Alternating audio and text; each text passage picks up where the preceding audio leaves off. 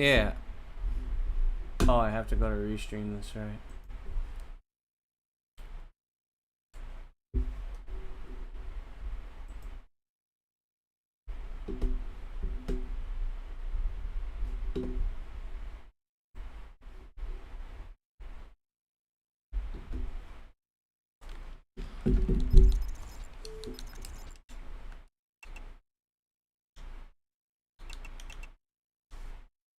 I was on NTSC, right? I can't remember.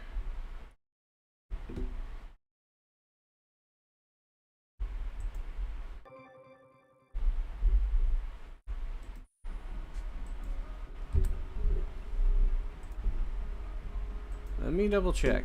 I want to see. I think I was on NTSC last time.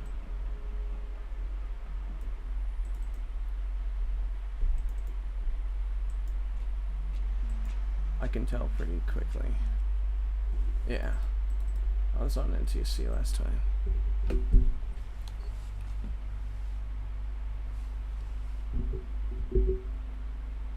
Damn it. Why are you doing that? Stop it. Get some help.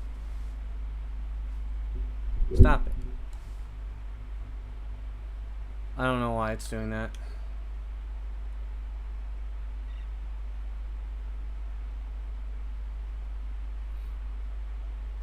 Okay.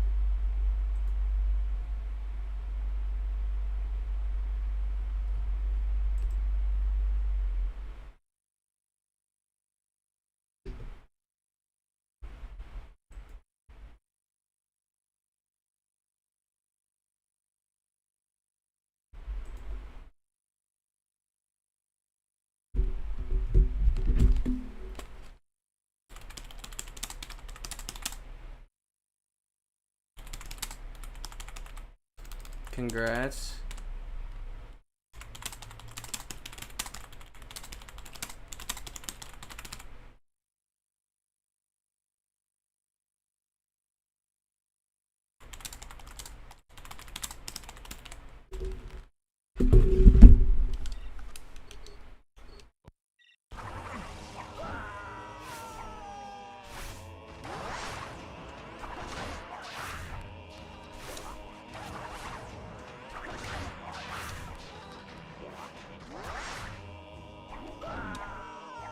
Second.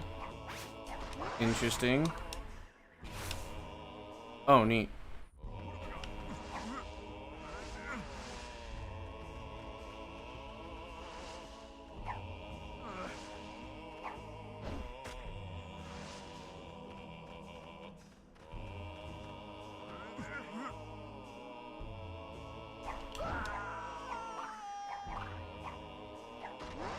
Huh?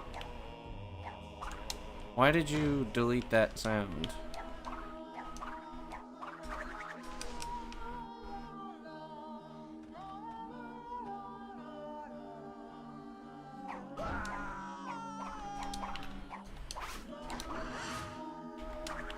Damn it.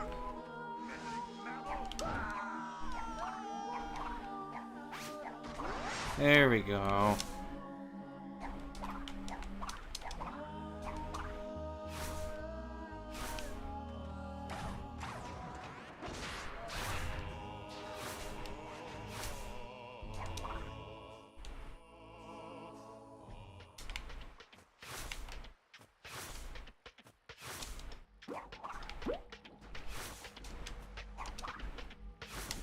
Yeah, that makes it much better.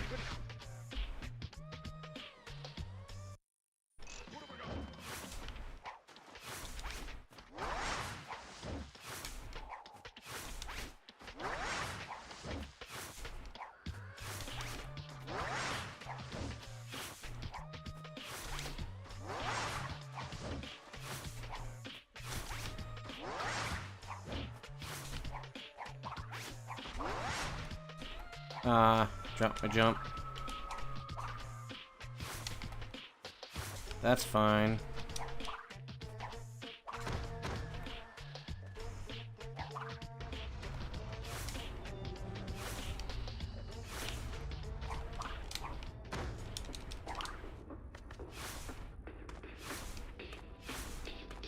Yeah, that's basically no time loss. That's good.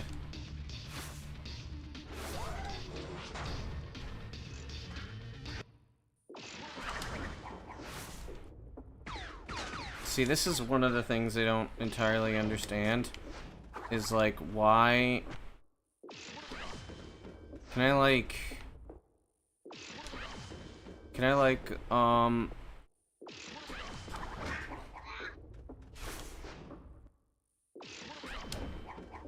That doesn't work. Why doesn't that always work?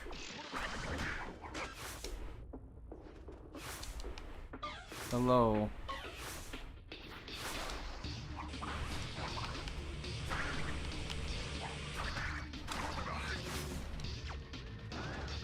Stream on for background noise.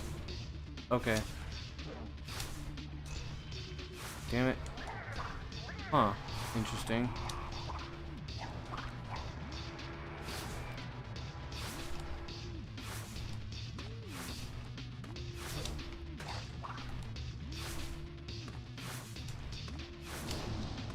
I'm surprised that that made that.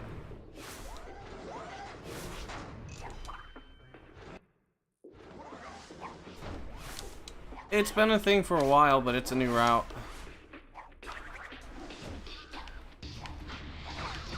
Thanks for the good luck. Oh shit.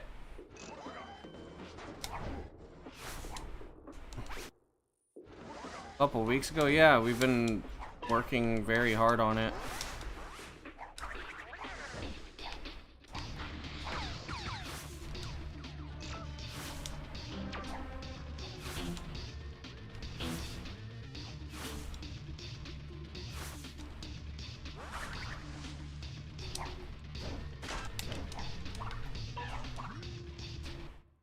I hate that I do that.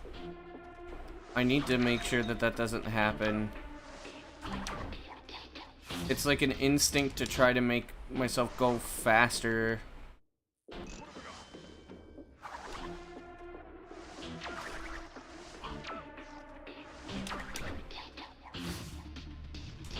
Come on.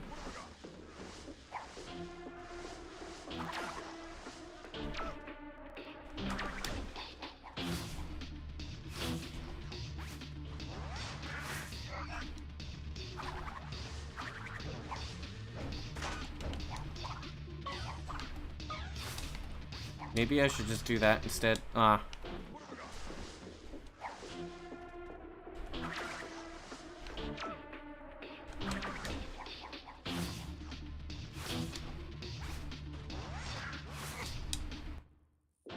Okay, game.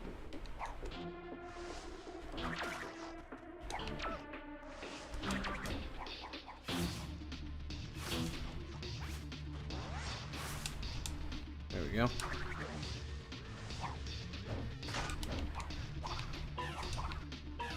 There we go, that's better. But that's not. Taking out the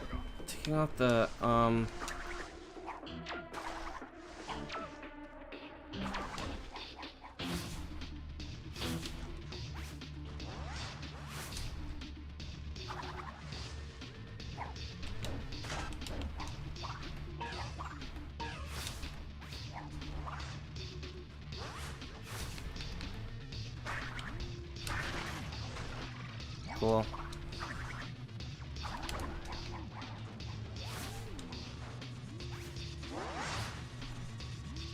I could do that. Okay. I don't think that that's good enough. I don't think that's good enough either.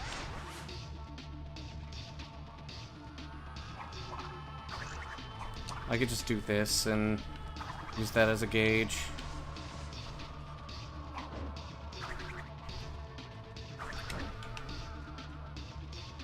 Oh!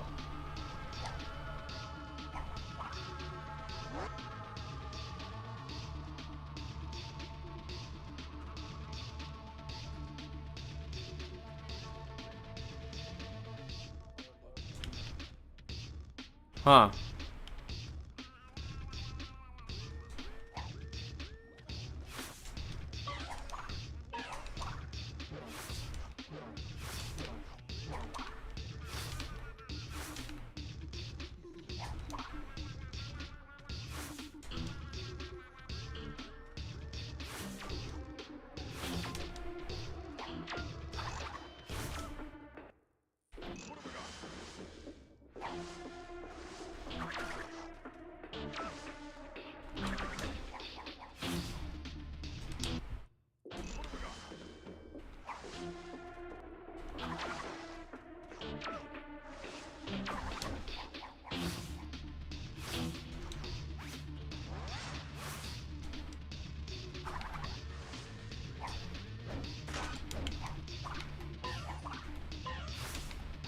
Much better.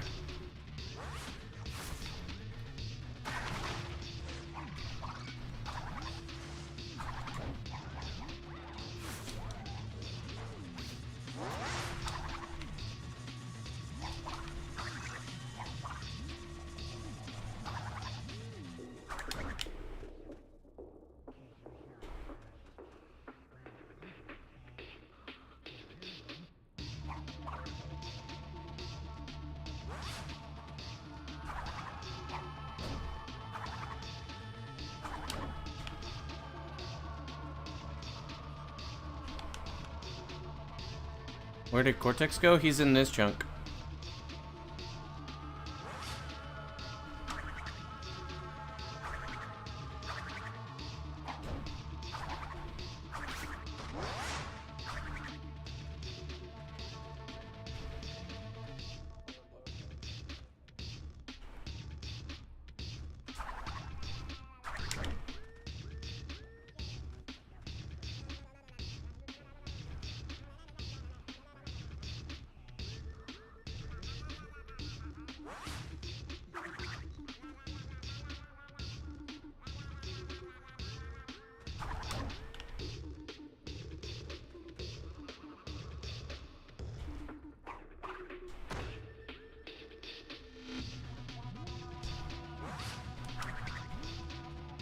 I'm trying to snipe the checkpoint.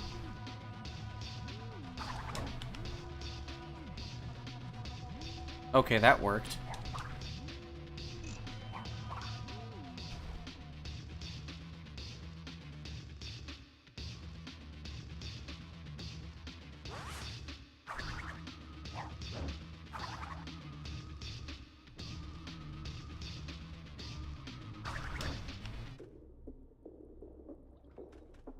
Nope, that didn't work.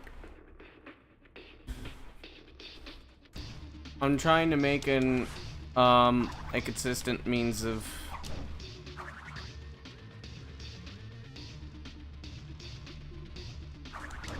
doing this. Nope.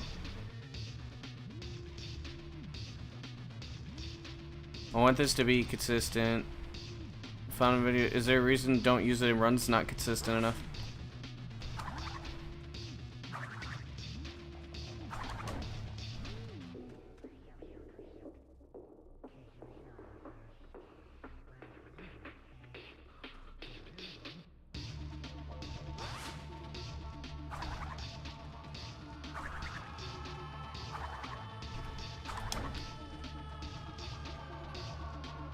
That didn't work. Interesting.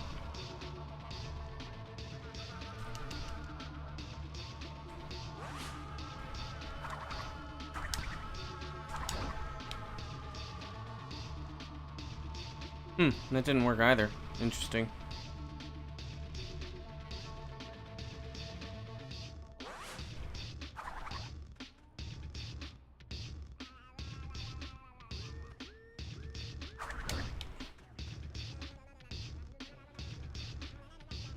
Ending there doesn't work. Okay.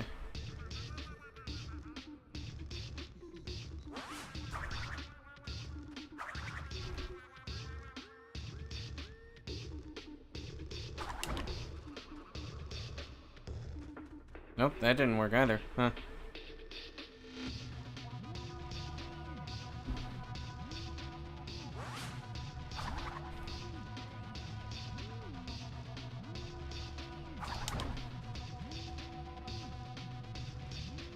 That's weird.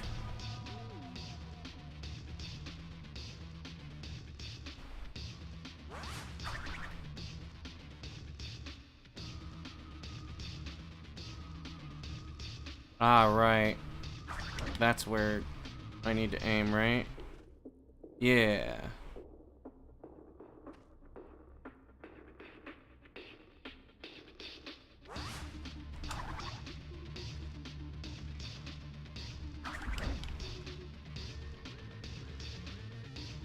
That didn't work? Huh.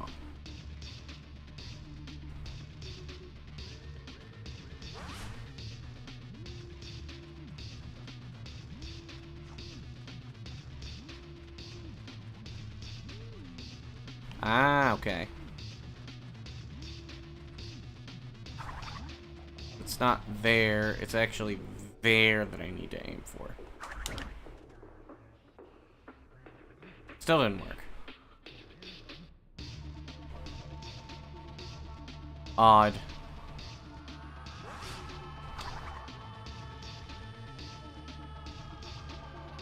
You line it with the texture on the ground, that's not always gonna work. Like, as you could see, that wouldn't work.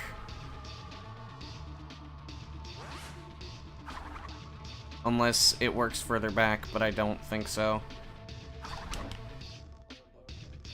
Does not work further back. Yeah, no. That doesn't work.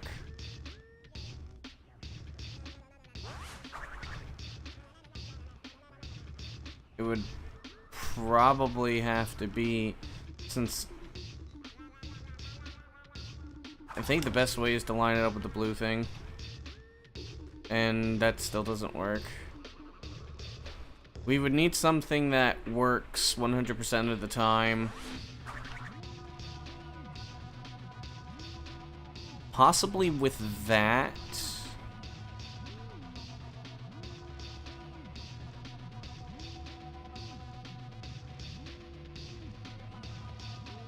There's no way that works, right? Yeah, I didn't think so. Because mind you, I'm looking for something that's like 100%.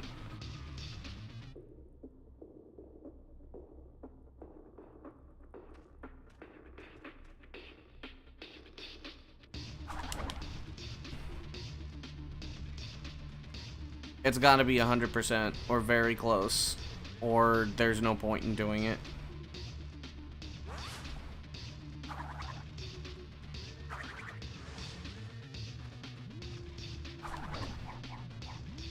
Too far back. Way too far back.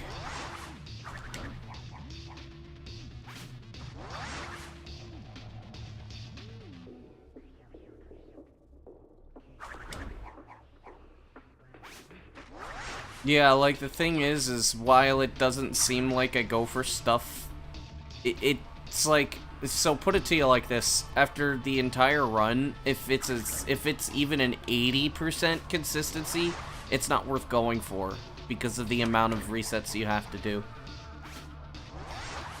But there's gotta be something, some way to line it. Even if it's something like this.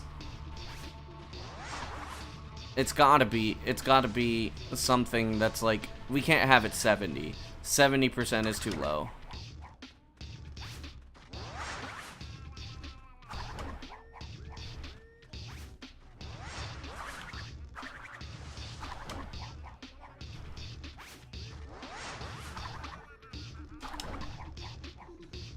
That might be the play, actually.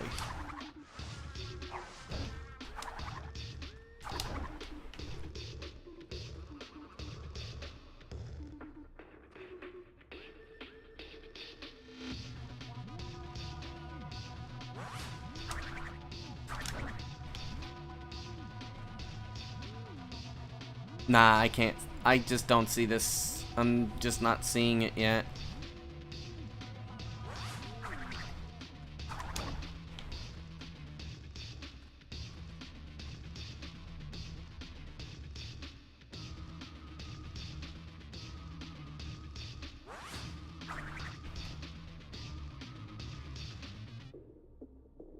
If I lined it up that way. No. There's gotta be something.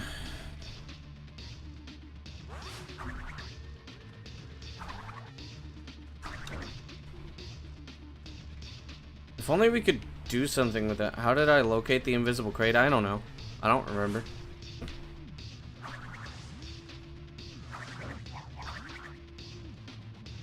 I think it just did random shit and it fucking worked.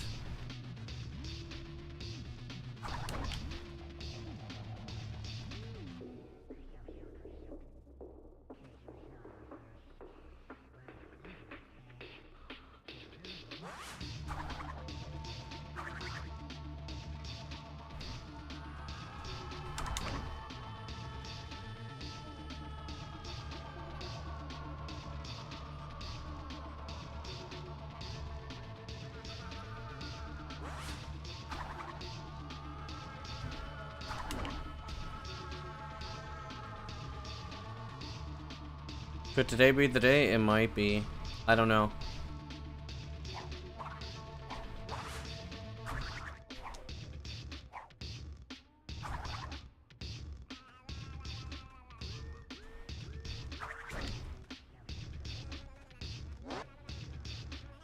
Huh? Well, fuck. That sucks.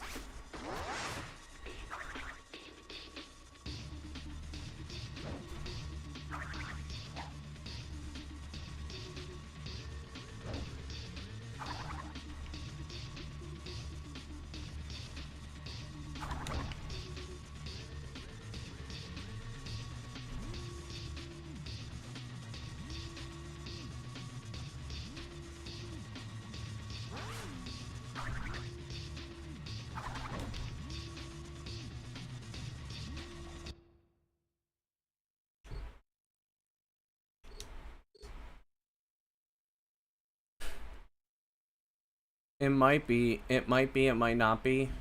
I don't know.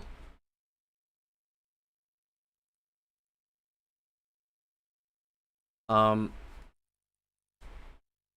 mean, we don't need the 2 seconds that it saves just yet.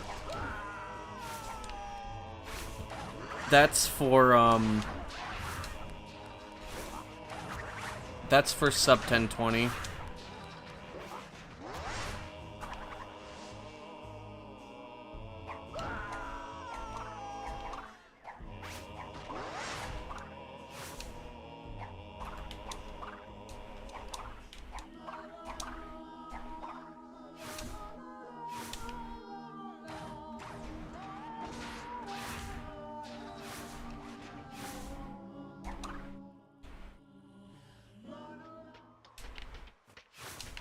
Gracias por la suerte.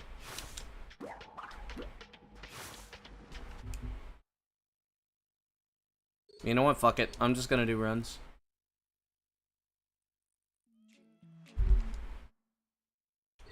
So my sum of best, by the way, is let me see here. That's my sum of best now. Damn it. Why am I clicked on here? So that's my sum of best. This is the run that I got yesterday. So we are gonna go up against this run.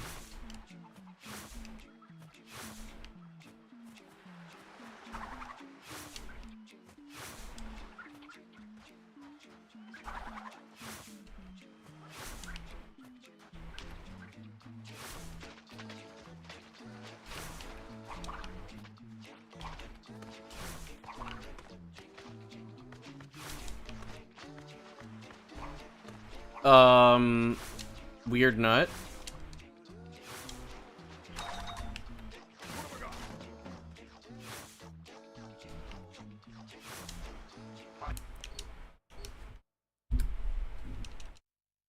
I can essentially, I mean, look at this, like a 130.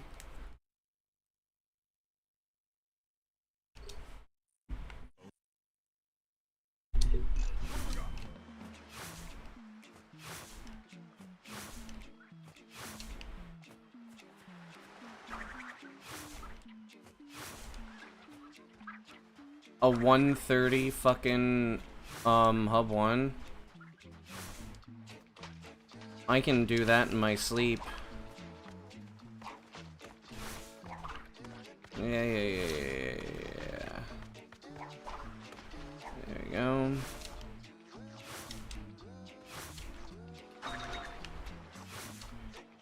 Fuck you. Wow. I never thought that having long jump storage would actually kill me.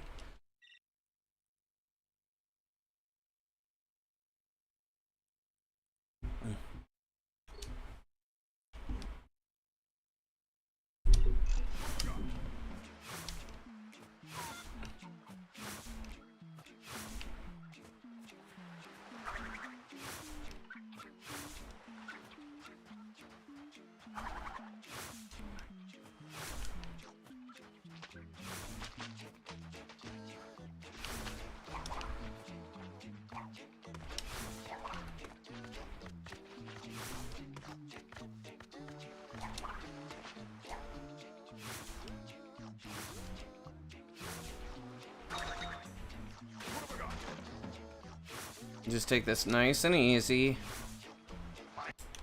And let the game kill me.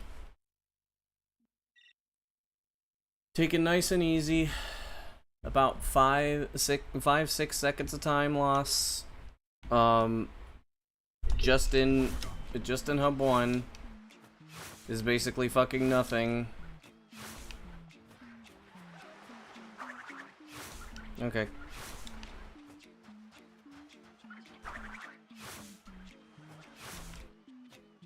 I don't know if today's the day of the sub 1030, but I should PB today.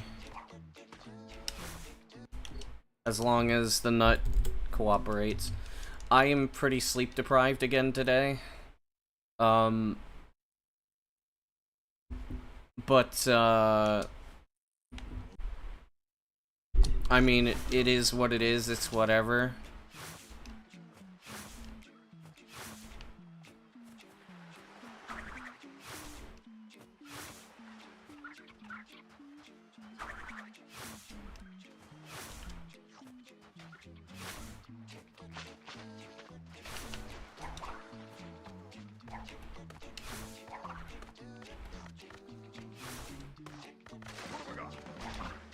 I just don't want to leave this hanging for the rest of the week. Fuck you. There we go.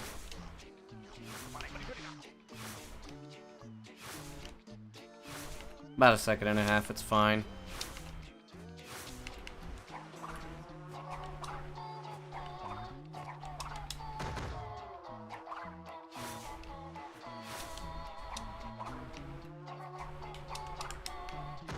Really?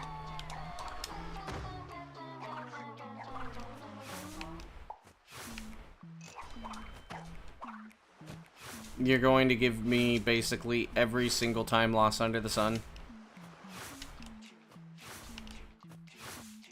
This isn't even gonna be sub 130.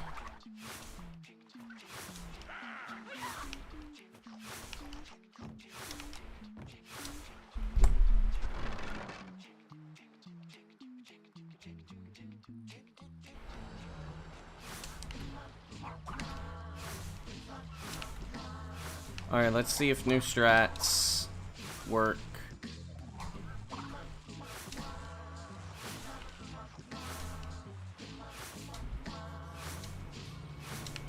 Let's see here.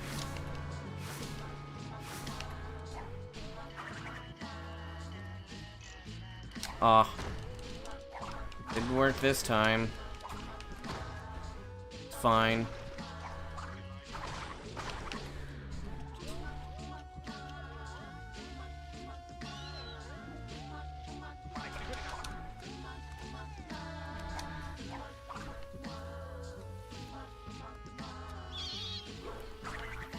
Wow. Huh.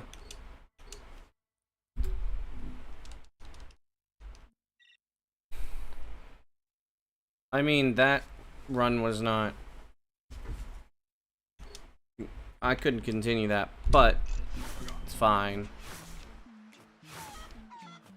Kevin, get out the way. Thank you.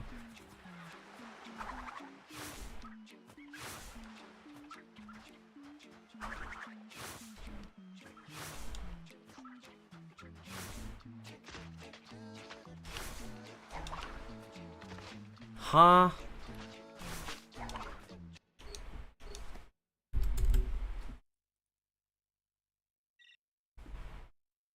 I'll do like an hour or two of attempts. I think I also... Coge la nuez exacta.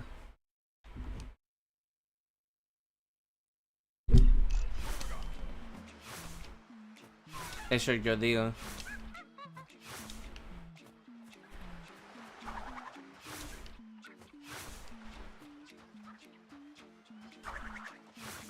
Me muero de cansa. Me muero de cansa.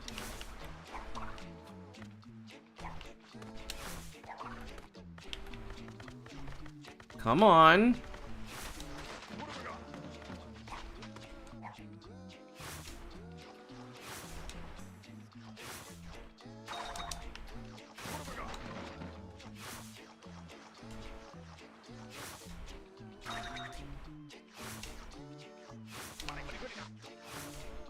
It's like 3 seconds. Okay, game. I might start doing that, actually. Because, like, I mean, that was a really good movement. Or, not good movement, but it was a really good,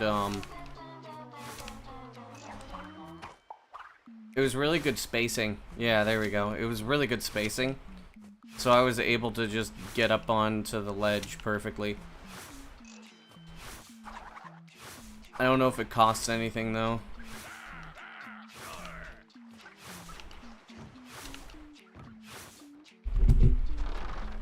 There we go.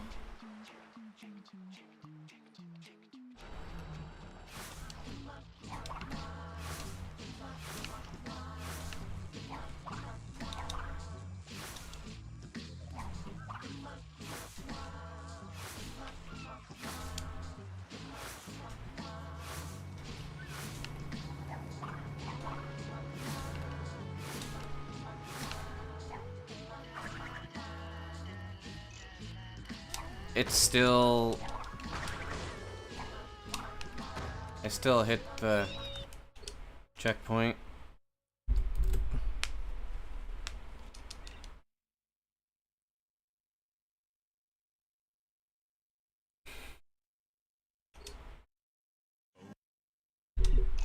My camera's always in the same position, so... Or very close to the same position, so like... If I just use movement instead, I should be able to make it there... or at least way more consistently than what I've been doing. Using camera control. And just by using movement, in general, I should... Crash, it shouldn't take you many tries to re-grab the nut.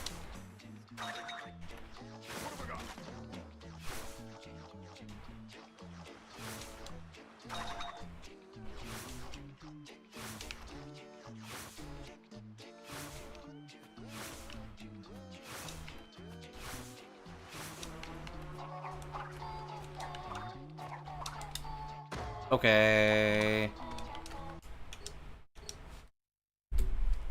Okay. That there.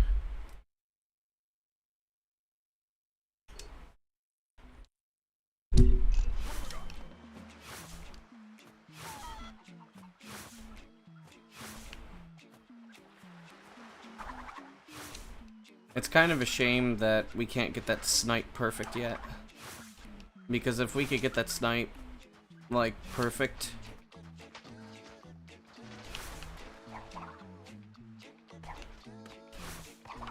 Like, perfect and fast,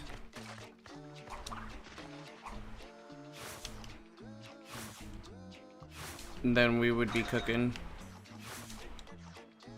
But right now, we're just not cooking enough.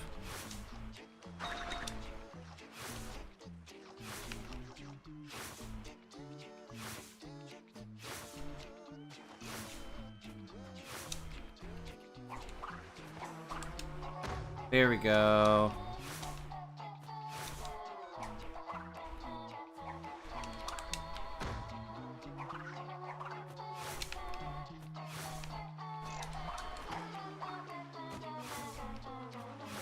This is very fast.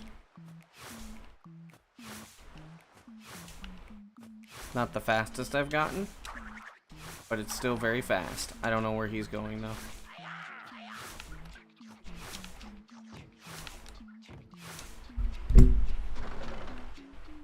Here we go.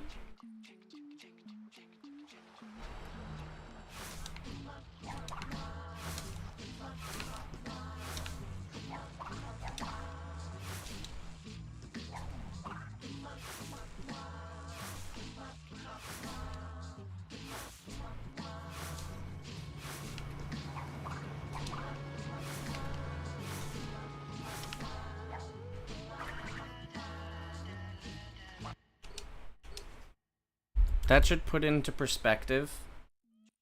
That should basically put it into perspective how, that should put into perspective, like, how much,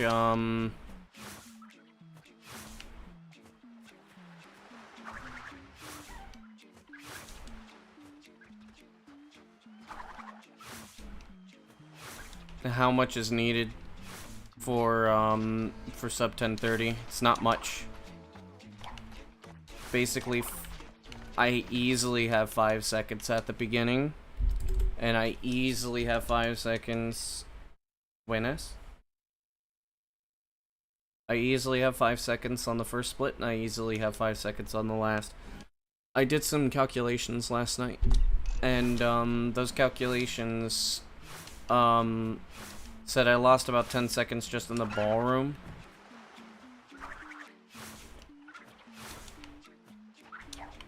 And I lost about 8 seconds to the ballroom.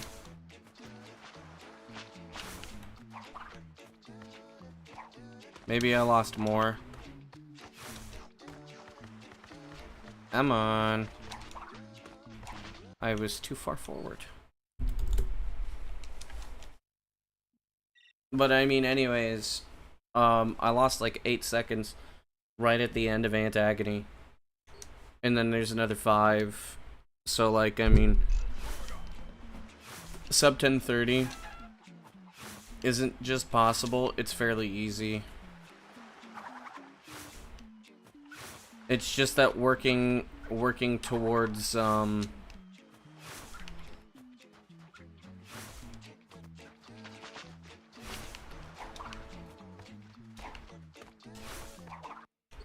okay, cool. What is that?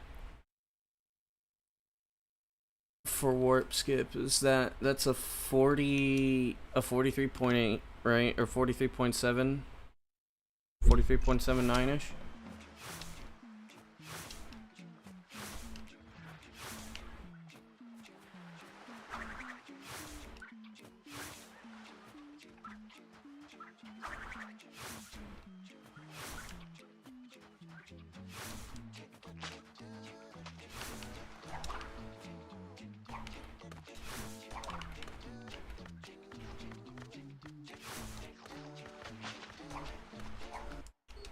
I mean, basically, if I get a good run, it will be sub 1030, but because, like, I have 5 seconds just on the first split, technically 6 actually, and then I have 2 seconds in hub 2, and then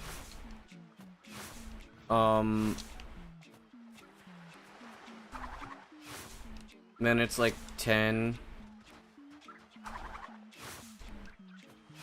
It might be more, actually. should be able to get like a 709. No, wait, no. Hang on. I'm doing my math incorrect.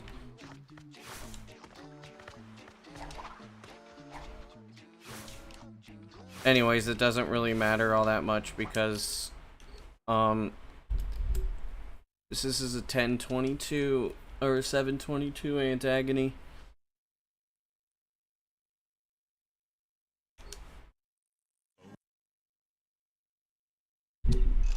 It's like 15 seconds. I should be able to save 15 seconds off of that antagony alone. Somewhere in the realm of 15 seconds.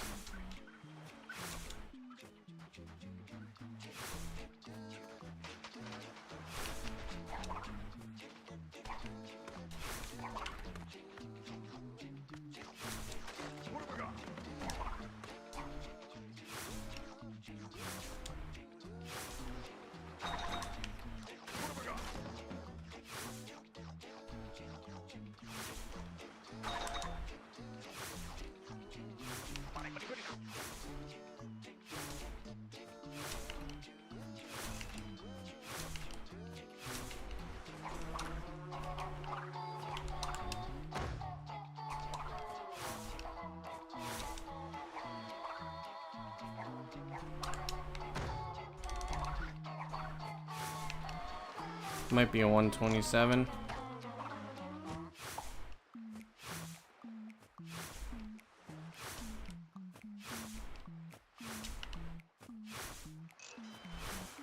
I'll go with the hub 2 strats that I know work for me before I start really working on harder stuff.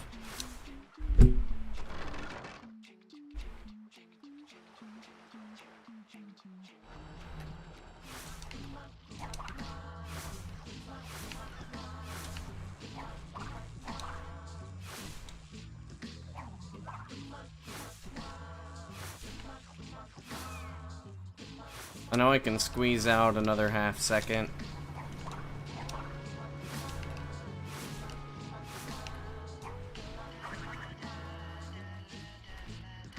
There we go.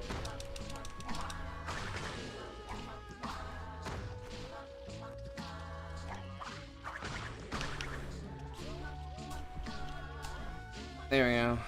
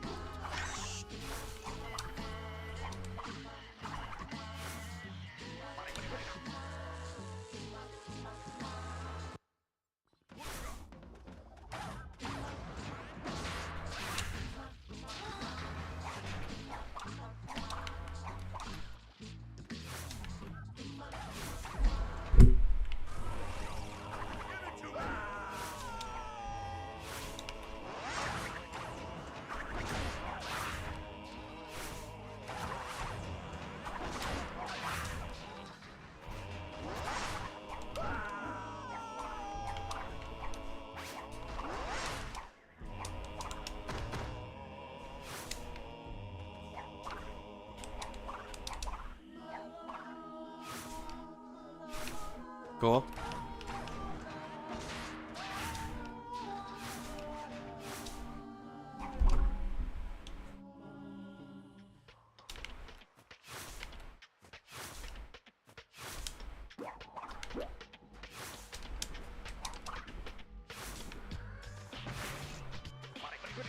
Okay.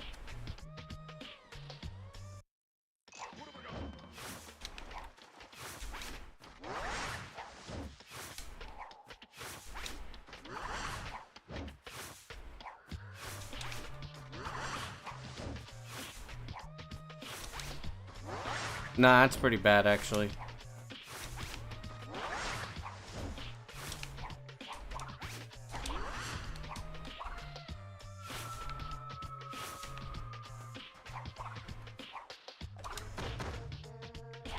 Perfect.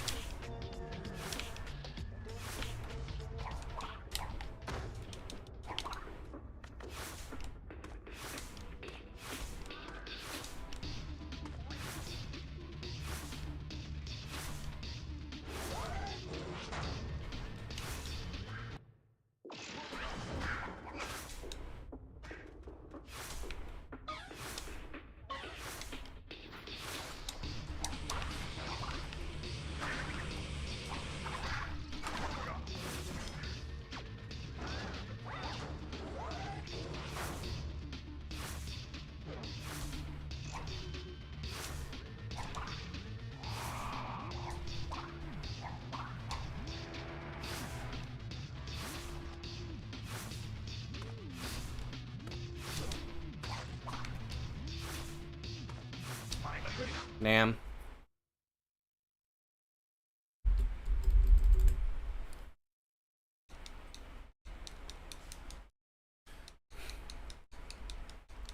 It was kind of funny that I was on, that I was basically, like, right then and there on PB pace.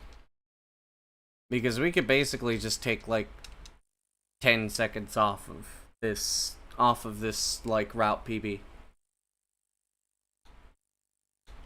Damn it. Why did you fuck up?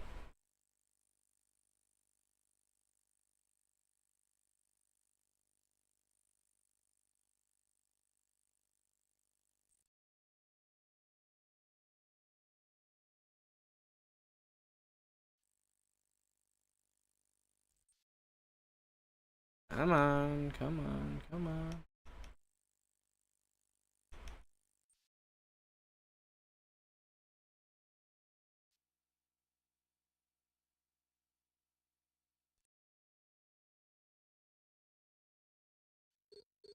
There we go.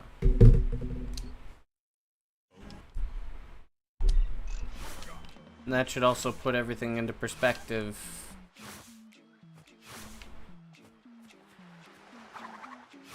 Of,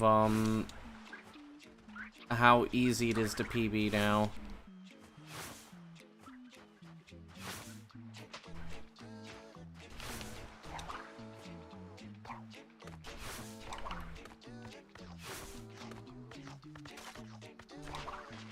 Oh, the nuts being a bitch. I'm not going in as hard as I did yesterday. I really wanna just kind of like get a run rather than like get a good run, which is what I was trying to go for.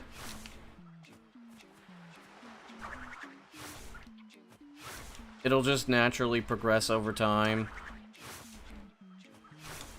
But I'd like to have something to show for the leaderboards, like saying, oh yeah, so this is now the new record route.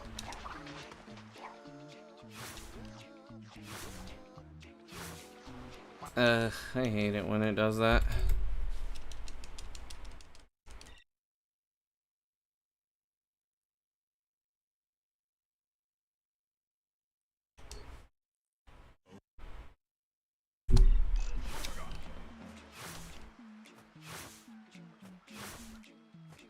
I mean, there's so much leeway in the beginning with the 5-second time, with the 5-second time loss, almost 6.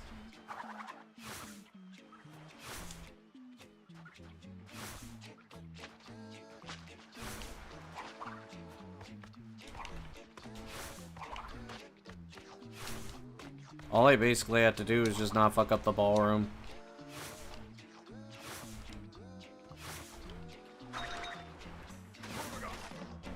What? I've never seen that. I've never seen the camera flip there.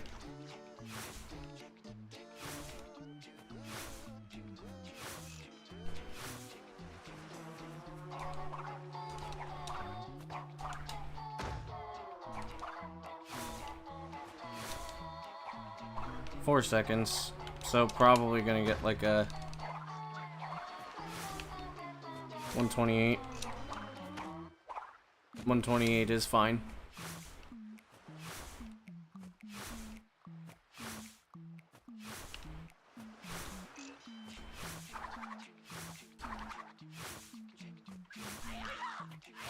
But now that I've completed a run with the route, it's gonna be a little different now that my brain is not so damn focused on just like, oh, I need to finish this run. It's more like an, oh, well, finishing this run means finally I'll PB. I'll get a PB I can submit to the leaderboards instead of a PB that's just like, oh, well, you don't track centiseconds. Cool. I'm now the same time as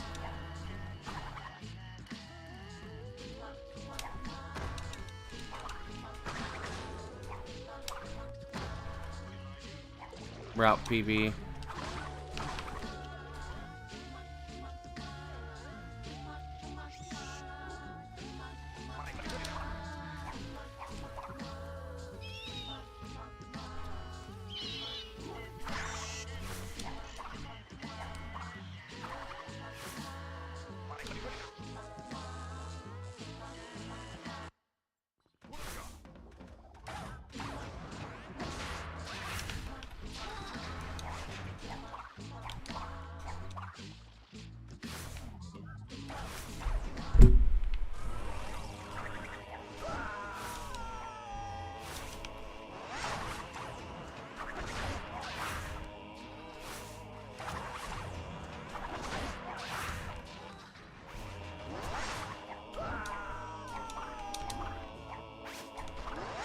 Damn it.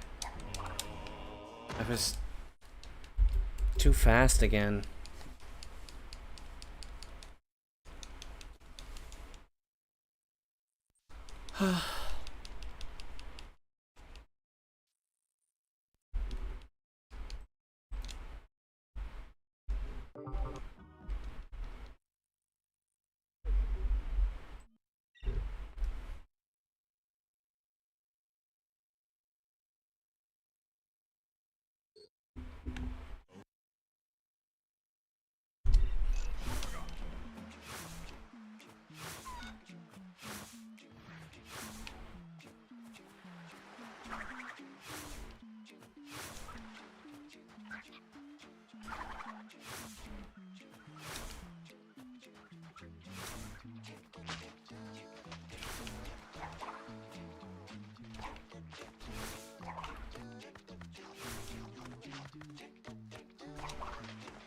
Today's not gonna be a grind fest.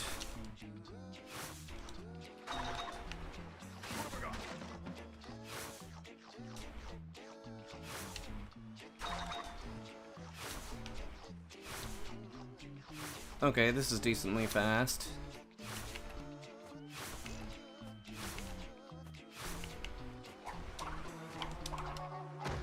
There we go.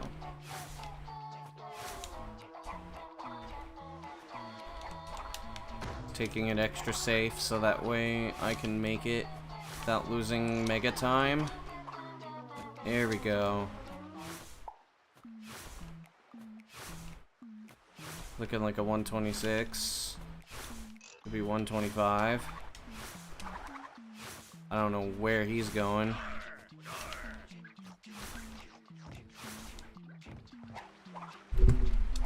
Fuck you. 127.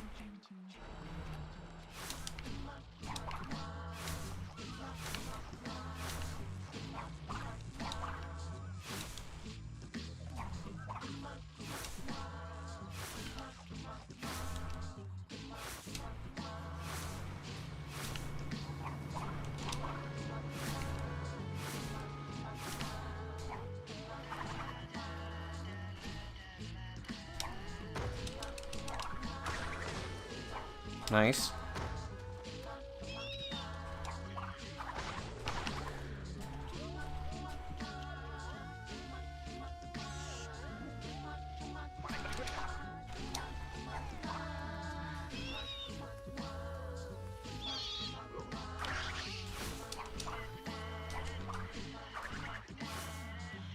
Lost a little bit of time, but it's okay.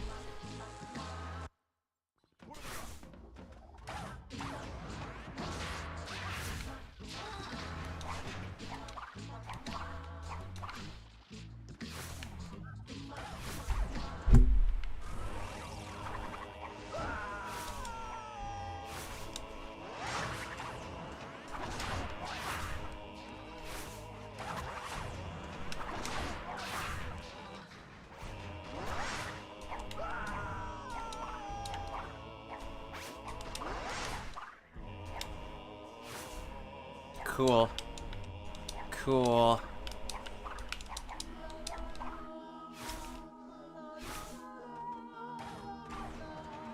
I'm gonna be behind by a second.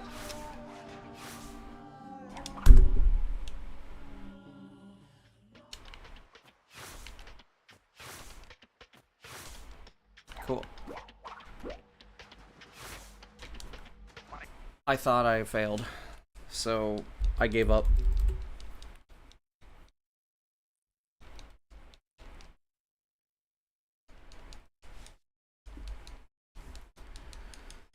The only time where I really knew some of best, not by much, only a second.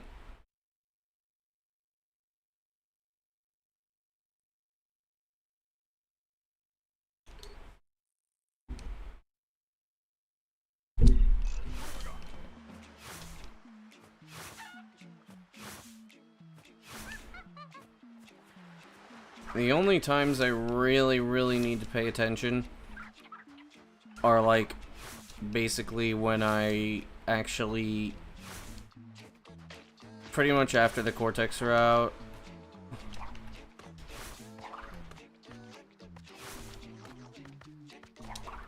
I'm sorry, are you asking what part is the most, that gives me the most trouble? Hub 1. Actually.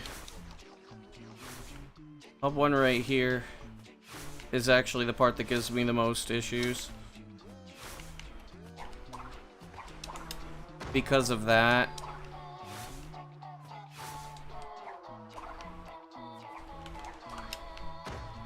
And then that body slam can be troublesome too.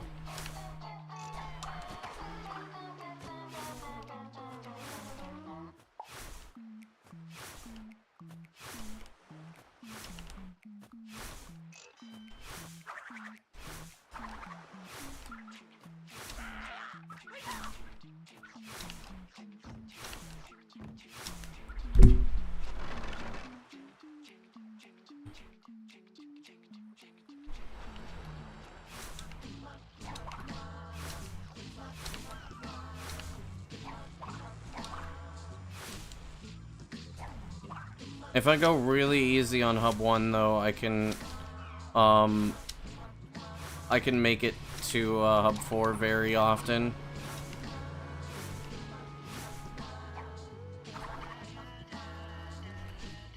It just depends on if I have the right line for skipping the world checkpoint, really.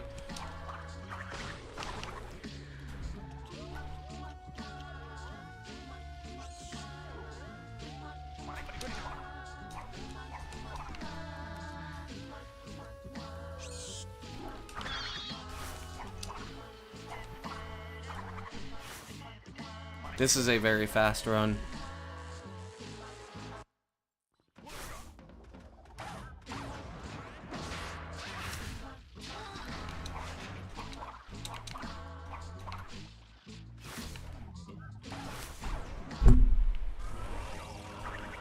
What's my favorite dimension? What does that mean? There's 2 dimensions.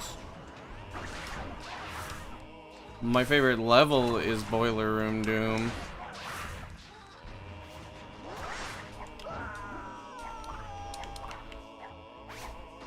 What the fuck?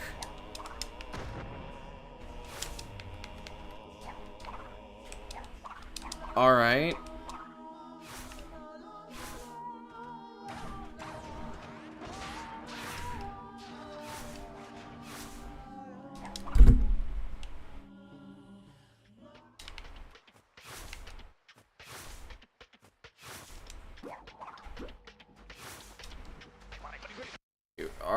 You're kidding, right? Out of the 4 worlds, I don't really have a favorite one. I have a favorite level, but not like a favorite hub world.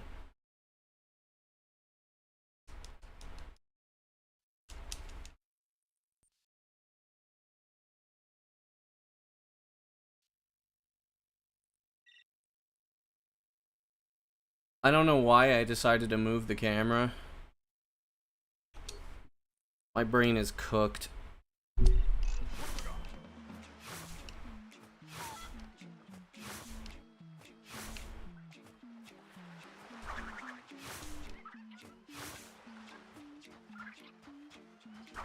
Part seems pretty annoying. That is very annoying, yes.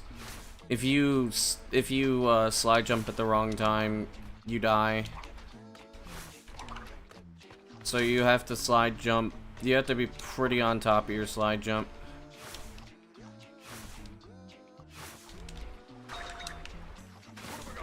What level's the best looking out of bounds? I don't know.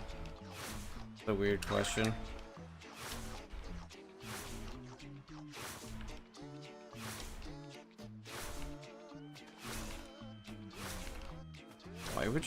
Why is your favorite level Iceberg Lab? There's nothing in there.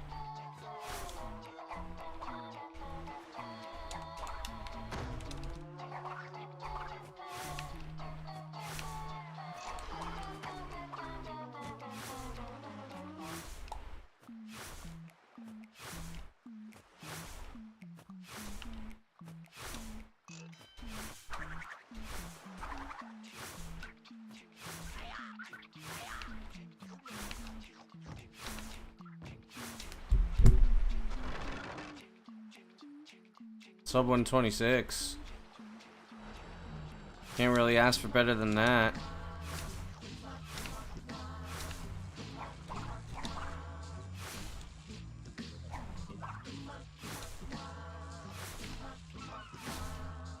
If I got a run with just a sub 126, game challenges are...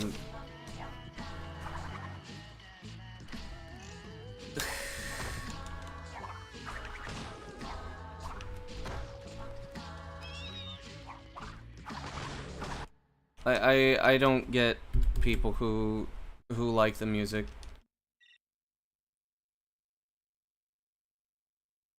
Iceberg Labs music is one of the worst in the game. At least to me.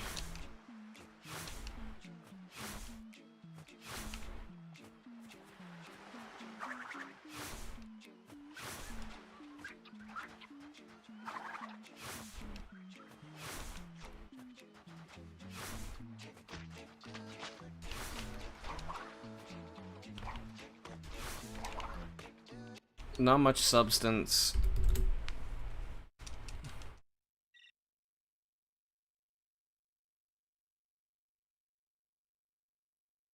Rusty, what?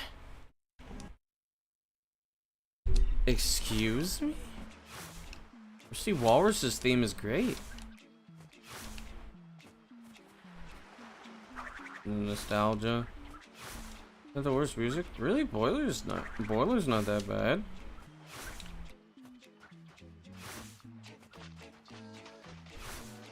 I mean, the vibe I understand.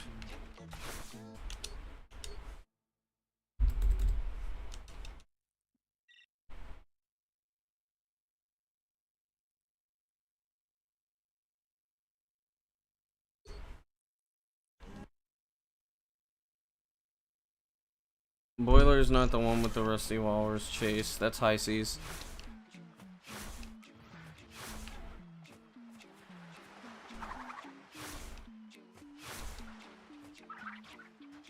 I feel like it's more like people dislike it.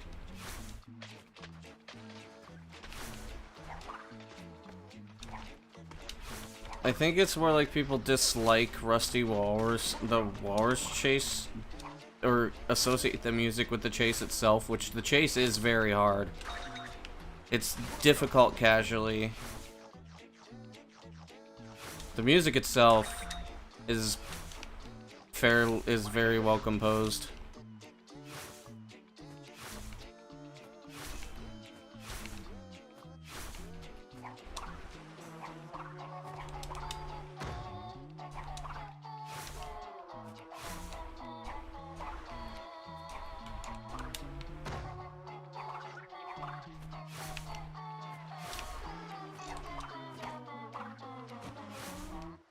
High Seas kind of sucks. Engine boss fight is really bad.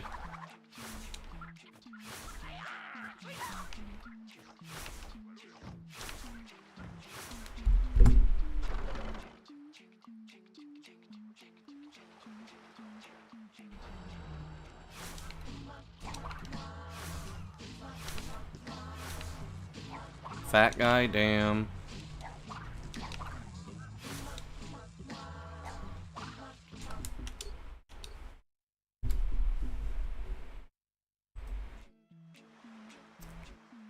Okay. Hang on a second, I need to check something.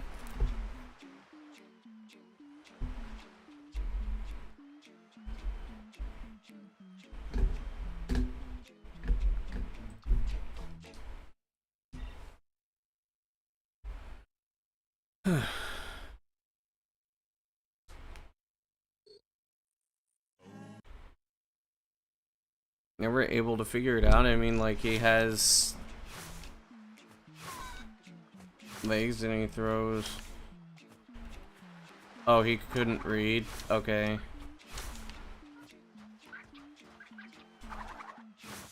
I can't really fathom that because I've been able to read since I was 3. My mom taught me how to read.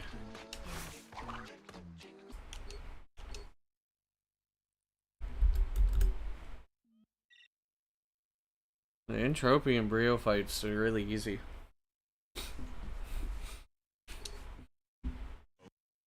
The only boss fight that's actually kind of difficult is the Mecha Bandicoot fight. And the Twins fight, but even then, the Twins fight's kind of a joke. Everything else is actually quite easy. Dingo fight you could cheese very hard.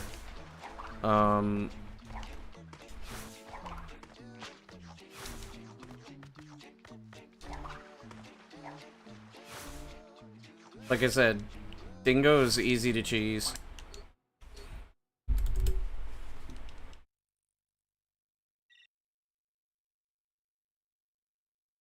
Why have we been talking about opinions?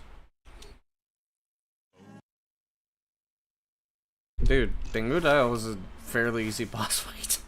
I don't know why people have trouble with Dingo. Dingo's easy.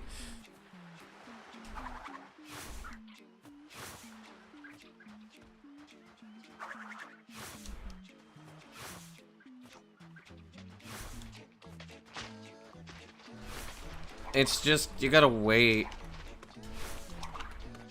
All the Dingo fight is just a waiting game. And you can cheese 90% of the boss fight.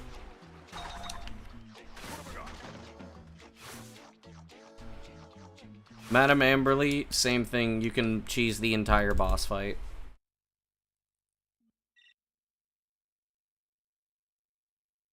And Brianna and Trophy, I mean, there's a system you do have to go through, but it's not that hard of a boss fight. It's when you know the tricks, it's or rather like when you just know the patterns, it's really easy.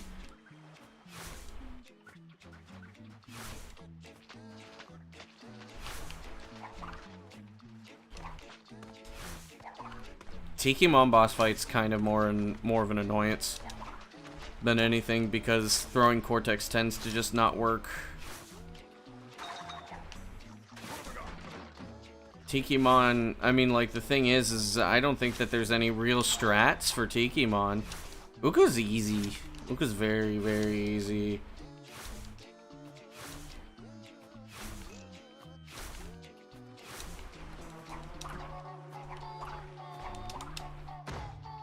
But, I mean, bear in mind, right, like,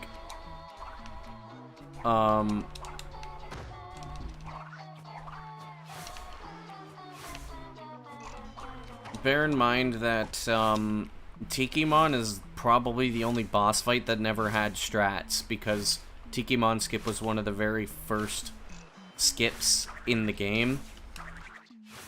So, like, fuck. So basically, we just always skipped him. So there were never any proper strats that were developed for Tikimon. The other bosses did have strats, though you can tell which bosses have developed strats and which ones don't based on, like, what runs the bosses are in. Dingo has strats, and it's because of, all levels.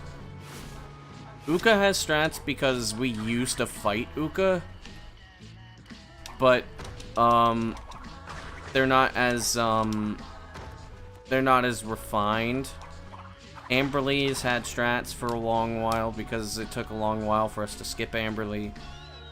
Mecha Bandicoot has like really good strats because it took us a while to skip Mecha Bandicoot.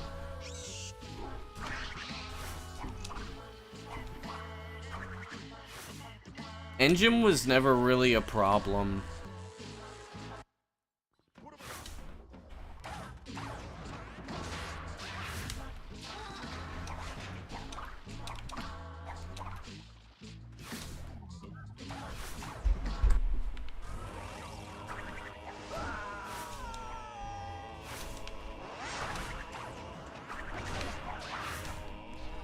And the Twins boss fight a while back, no. The engine, that was last year. Engine skip was last year. Is this world record pace? Just about any run is world record pace. Unless I am plus, unless I'm like plus 10. Every single run is world record pace.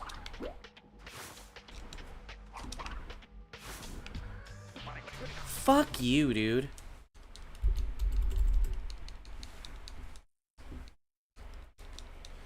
Because the new route saves a lot of time, and I lost like 10 seconds. And my PB is... This is my PB. Start seemed pretty slow. Well, yeah, because the strat saves time. The new route saves time.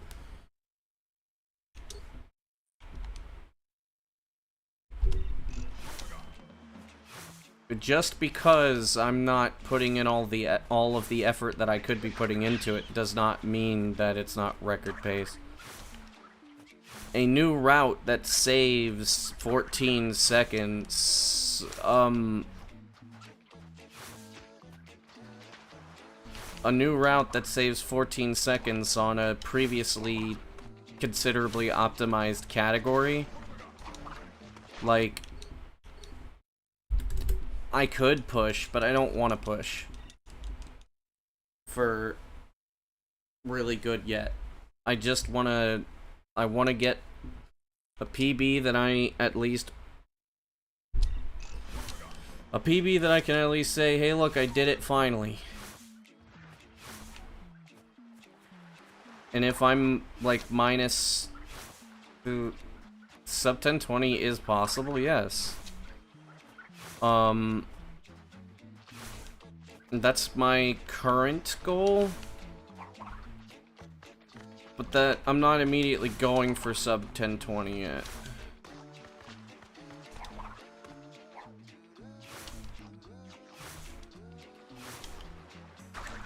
Fuck you. I still have to perfect the route.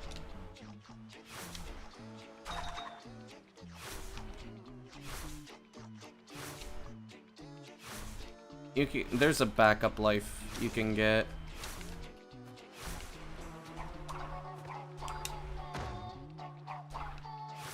So this is gonna be... Okay, cool.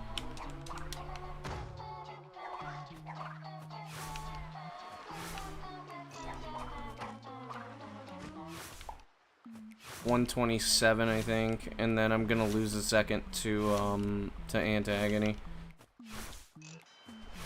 Because I need to grab the extra life.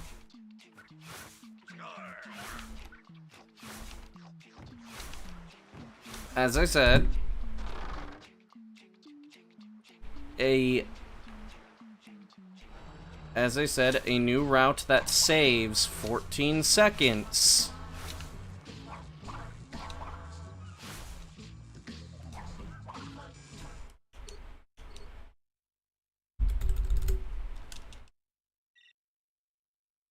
A new route that saves 14 seconds means that we can afford to lose a lot more time while working on getting good at the new route.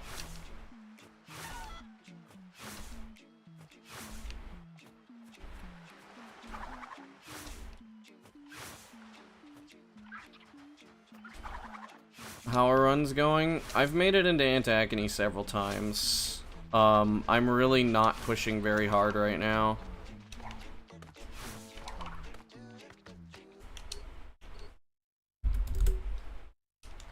It's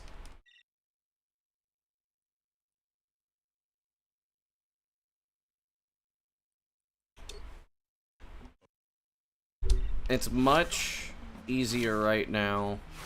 And the fact that I'm still working on being able to complete runs with the route, I can't just, like, go full ham on it. Well, yes, that generally would be the idea. Sub 1030 was still possible without the new route, but not by much.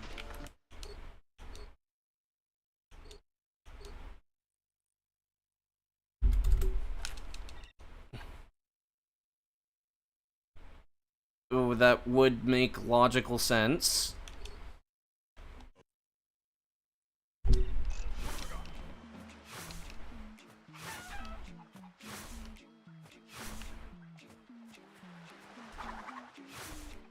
Is that the Alex Mandy?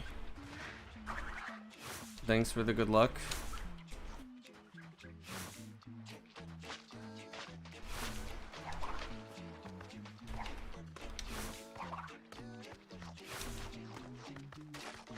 Come on. There we go.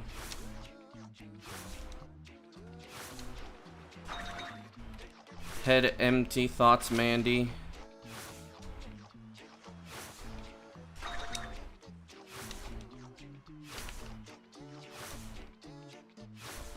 About 2 seconds. Fine.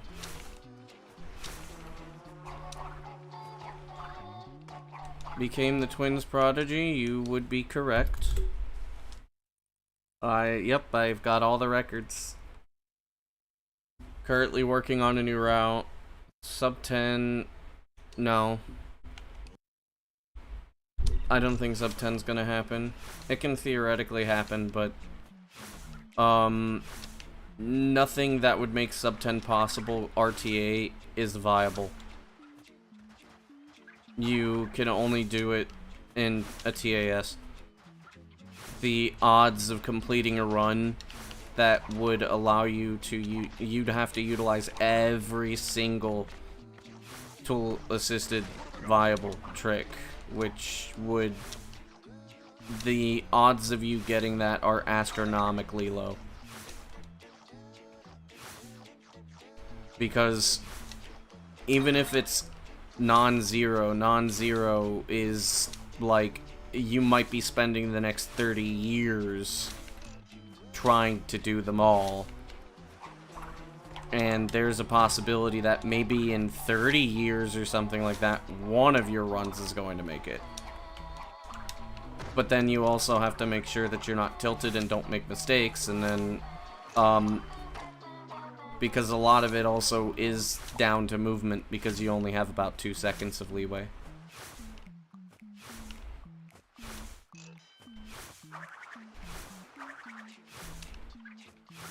There's like 2 tricks. Well, there's like, could be possible. Well, yes. If something new is found, yes. But we've looked.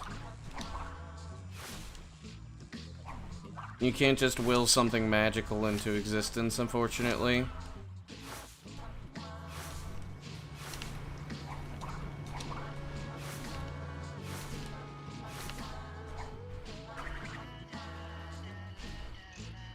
Damn it! Precious fucking foot. Shouldn't never say never in speedrunning. Hello and thanks for the greatest of luck. I have seen many miracles in my day. I have made miracles happen in speedrunning. Many things that just ended up working. According to the game's logic, there's basically nothing.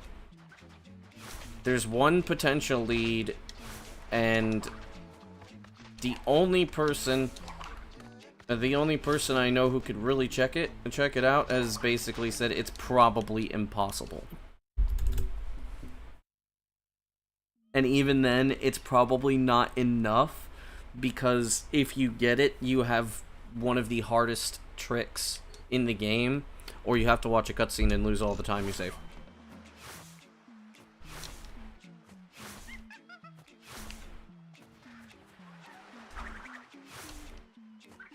Dissected down to the script. The game's code, yeah. Like, Everybody says this game is amazingly broken. It's actually not. It's incredible that we found the things that we have. Like Cursed Warp. That is incredible in and of itself. Which, the thing is like, no, it's not near limitless. Nope, nope, nope, nope, nope, nope. That is false. Very, very false.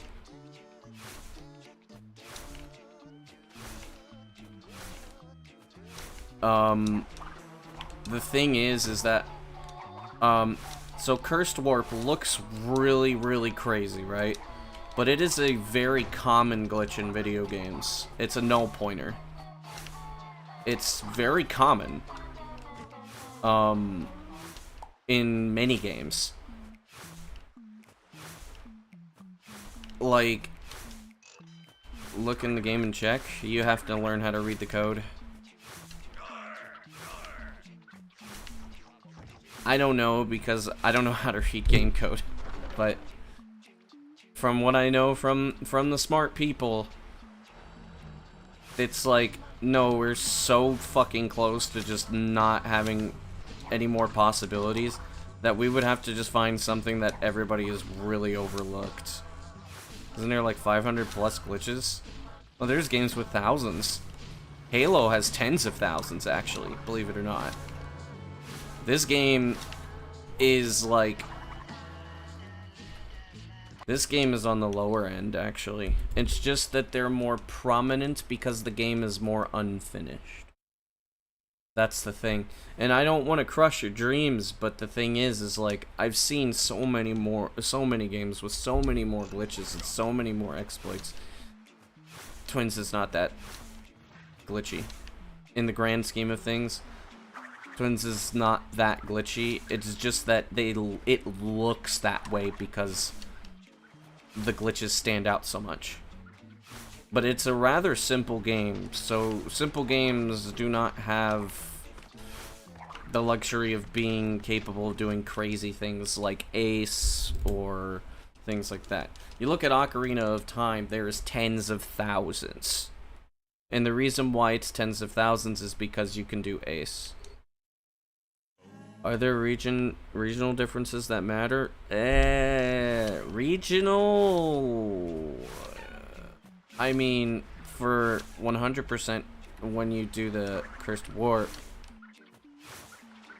so anything could happen. Yeah, the people that have looked into it, trust me. Trust me, we're actually reaching the limits of the engine with what we can do. With regional differences, the credits last 30 seconds longer on the European version, and on PAL PS2, ant pathing is fucked, so you can't do certain things. As for consoles, Xbox has Xbox ledges, and which are caused by floating point routing differences, which phantom ledges. That's what I've been calling them. Phantom ledges, like, there are certain phantom ledges that you can only really land on Xbox. Outside of that, there's no regional differences. Oh, that? The European version has all the text. So... we've never really taken that stuff into account. It's possible that a bootleg Russian version might actually be faster. But, again... Fuck off, Kevin.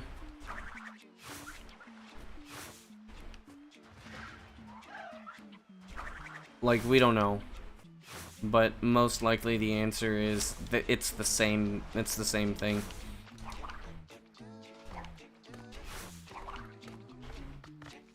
Text might be different, but if anything, it would still be longer than the NTSC release.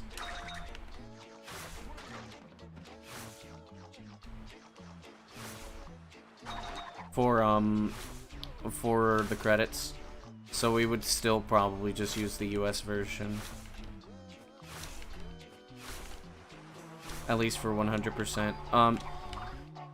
The NTSC Xbox version does have lag in the entropy and embryo cutscene, and you lose like apparently about 2 seconds, but that's not really something that we can take account for.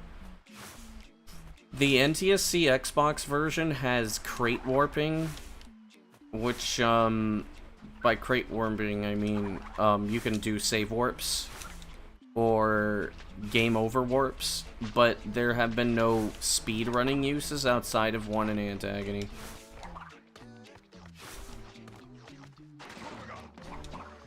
Yes, that is a thing. You got thrown to a later part of the level and then died?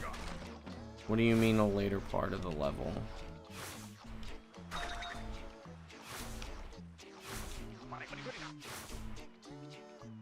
So it just basically like made you go really far.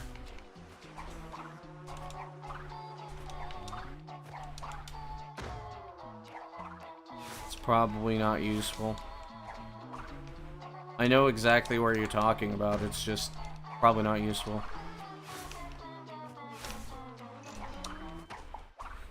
Because we'd have to manipulate it.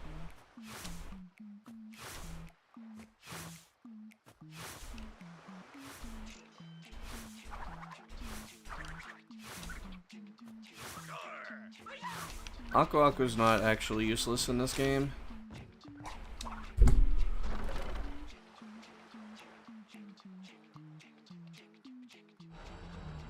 You flew off the edge. Yeah, that's not very helpful, actually.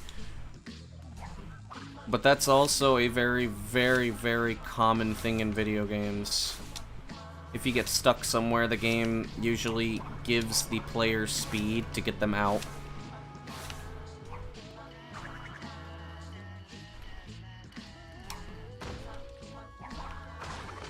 There's so few games that don't do this because it's a common thing. Because you're stuck inside a geometry that the game knows that you'd be stuck in, so it applies speed to you. A lot of times this is used in games like Spyro. In Spyro, they call those proxies.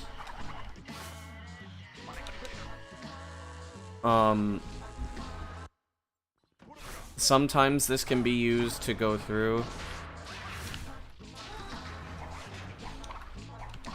Damn you, come on.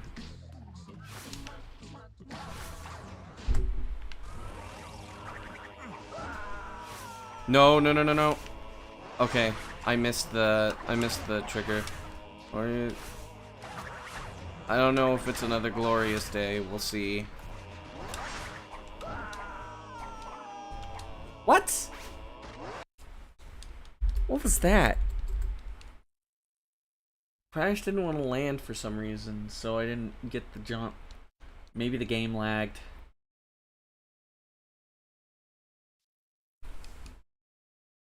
The reason why he got nerfed for TNTs and nitros is actually just so you don't skip puzzles.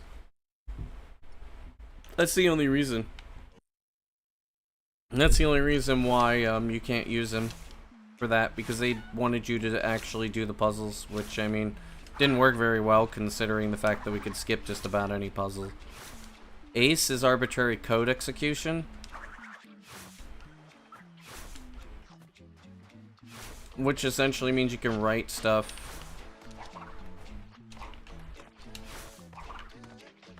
That game is not a very glitchy game. It is not.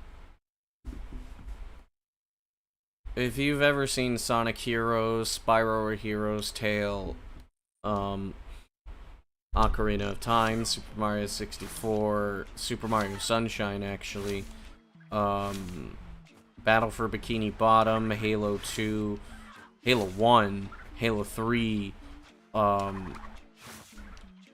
even Halo Reach actually,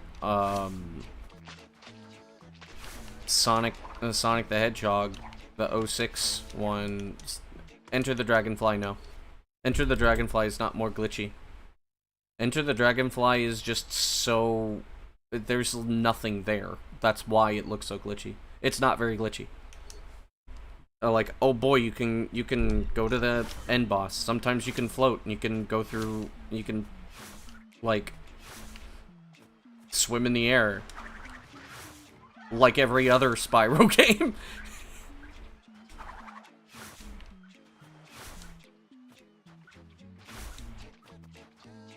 Like, it's like, oh, I can just enter the final boss by doing nothing. Which you could do in almost any other Spyro game. Oh, well, you could swim in the air. Like any other Spyro game. Oh, I can clip through stuff using lag. Like any other Spyro game. Oh, I can swim in the air. Like any other Spyro game. 200 plus glitches. The games that I listed have thousands. Thousands to 10,000s. It's not... I don't know why you're saying, like, only a couple hundred is a lot of glitches. It's a very, very tiny amount compared to a lot of other games. I would say that, like, these games are not very much. You're going crazy? Like any other Spyro game? I mean, look at Spyro 2. Spyro 3. Spyro 3, you can do the exact same things. Spyro 2, you need nothing. You can beat any boss by using a series of clips and also by using double jumping. It's not a lot when compared to those, but it's not a perfectly polished game. No game is perfectly polished. The arguments are like... My point is that the perception cannot be quantified, and a lot of times, if you're just using, just like by what everybody else says because of like the quality of the breaking, which I don't know if the quality matters. Like, I'll tell you a game that is actually incredibly polished and has, like, no glitches. Wrath of Cortex is actually very polished, yeah. Sonic 3D Blast is also very polished.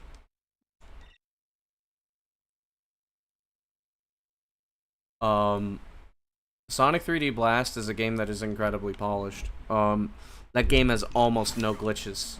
It does have its glitches, but it's so small. But also because it's a very simplistic game.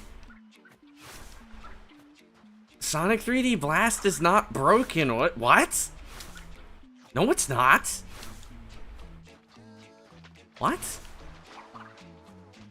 How? You're thinking of a different game, because it can't be 3D Blast. The game has the amount of glitches in the game you can count on your hand. And I would know. I'm an avid glitch hunter.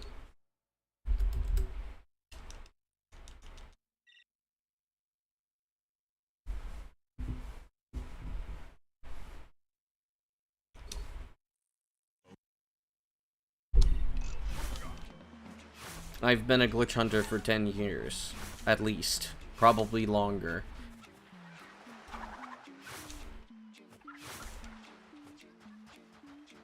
Pong is a glitchless game? Your mom's a glitchless game. I bet you Pong was written on like 3 lines of code. That's crazy. The if you're talking about Wrath of Cortex, no, the game's actually decently polished. They only had like 12 months, not really. How much channel points or bounty money do we need to find glitches in a game? I mean... Are you saying you would pay me to try to find glitches? Because, I mean, sure. But I'd need to own the game.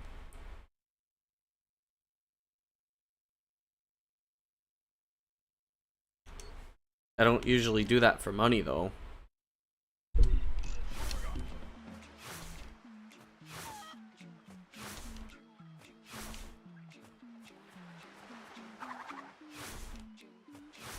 People hate Wrath of Cortex because of when it came out.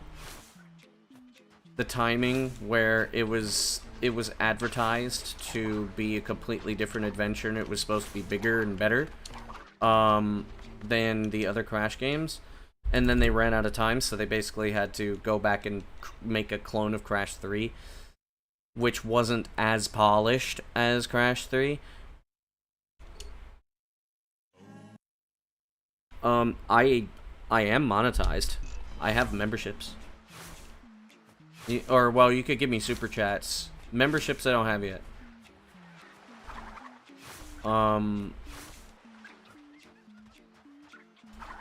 But the thing is like, because of when it came out...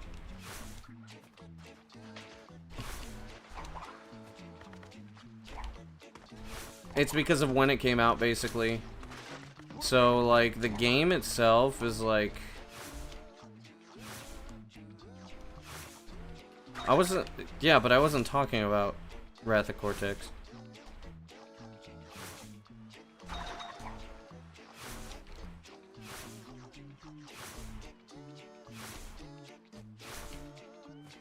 I was talking about Sonic 3D Blast.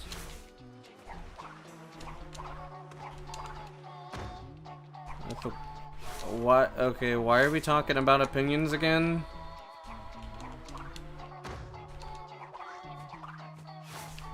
I don't want to see another fucking war started in my chat. But the thing is that if you know them, why are you doing it?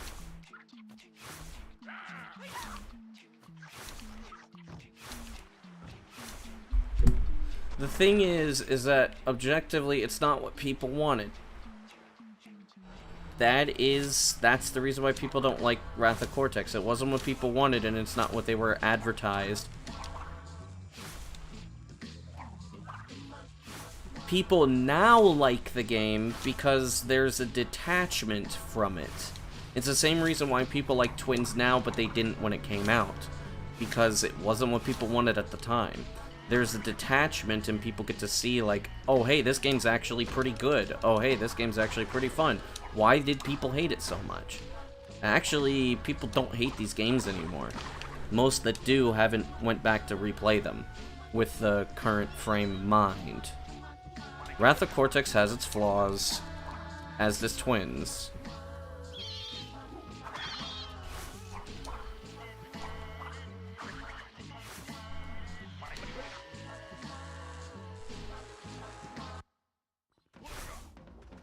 Tried being bigger, yeah, it tried, and it didn't do as well. And that's, well, it makes sense. They kind of screwed themselves over, you know?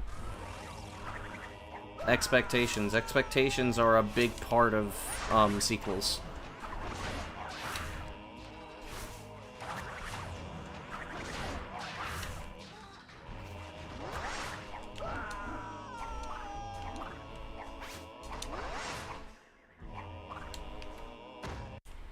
I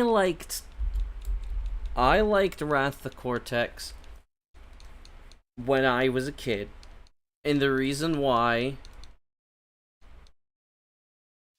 The check bounced? Are you sure? Well, these past few years have kind of been slow. Wrath of Cortex didn't do as well as we hoped, and... Fish?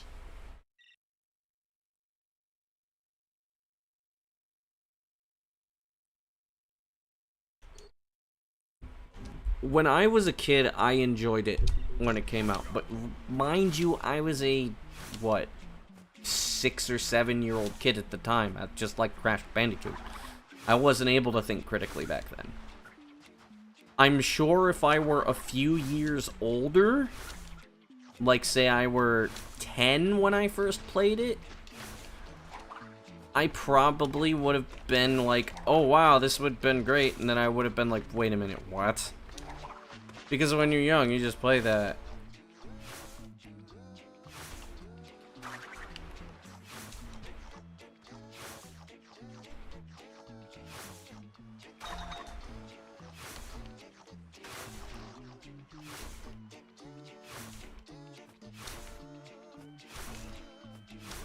So, I mean, it's all a matter of perspective, and a lot of times with video games, people have expectations, and expectations will ruin the game. When you're really young, you know, it's like, oh, well, I just like Crash Bandicoot, and it's like, ooh, Crash Bandicoot,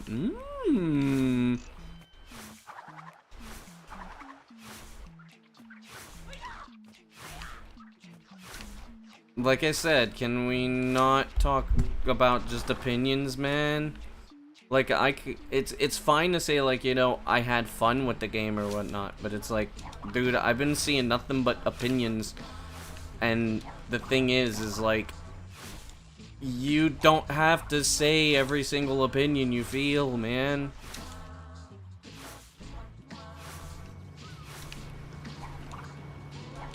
I was just talking about the reason why people didn't think it was good.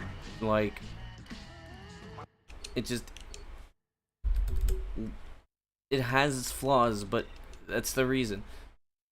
Why? Because it can get annoying. You don't have to say every single opinion that you feel.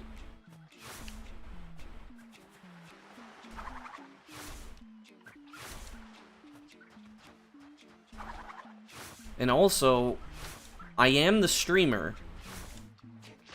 I would think that I get to be able to say what chat and...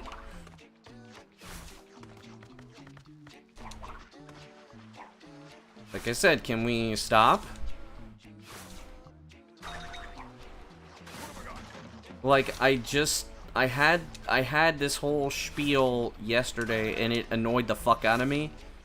About everybody saying, or maybe it wasn't yesterday, but it was like, it's just like, we don't have to speak all of our opinions. If you ask a question, I'll try to put it into what I think is a perspective. But if we're just gonna go in and say all these opinions, it's like, listen, man, number one, I am the streamer, and it gets distracting when I'm trying to do runs. That doesn't mean that you can't. It's just, don't inundate the chat with it. You see what I'm saying?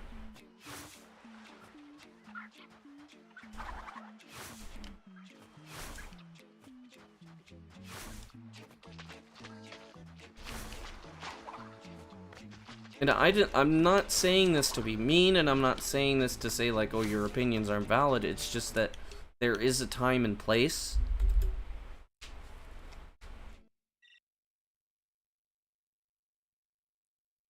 See if it's what you said is fine. Inundate means to flood. To flood, to put in too many things. Basically, I'm using it as an expression to mean like flooding. Essentially like making it full of. Let's skip once again being nuts, this is true. But yeah, no, Vitz, you were fine with what you were saying. That was fine.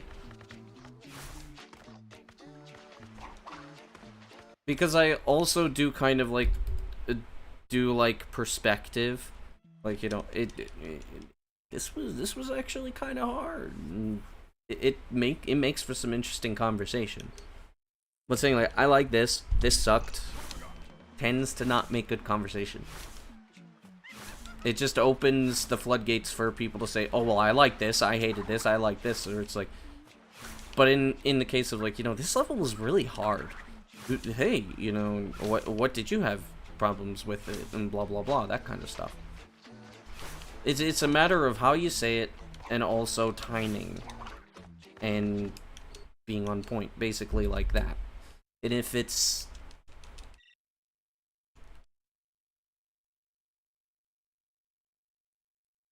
yeah, basically. Again, I don't want to be a party pooper.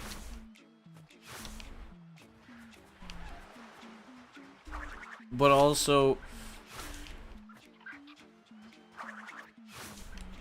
if you're going into other chats and doing this, I'm sure a lot of other streamers are get very, very annoyed by it.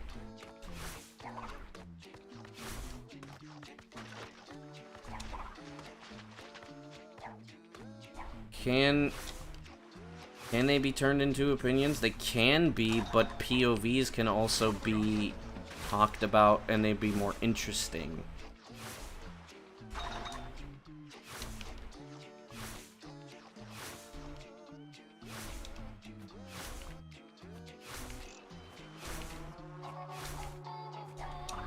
And also, at the end of the day, I do want to remind everybody, I am the streamer.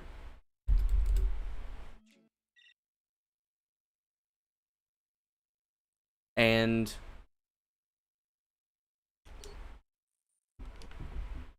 how do I say this?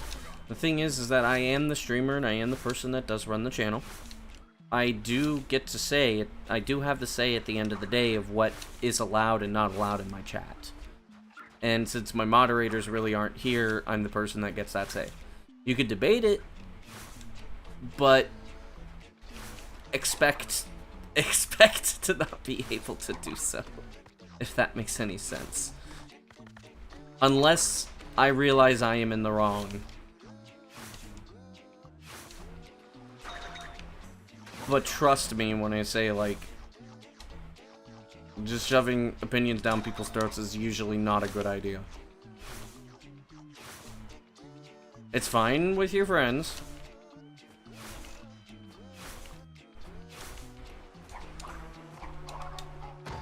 That is perfectly fine.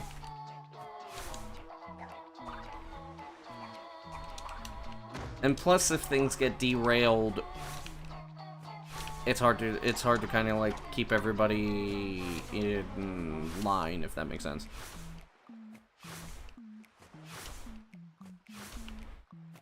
It's a little bit of a different perspective when you're the one that has to do that. Why do you go from the left? Go Y2? What do you mean? What do you mean Y2?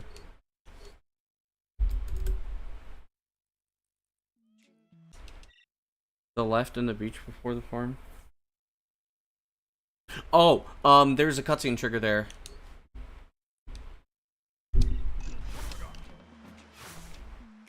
So you dodge it. It takes too much time to like go through it. It's like, I think you might be able to take out 1 to 2 slide jumps, but the fade out takes like several seconds.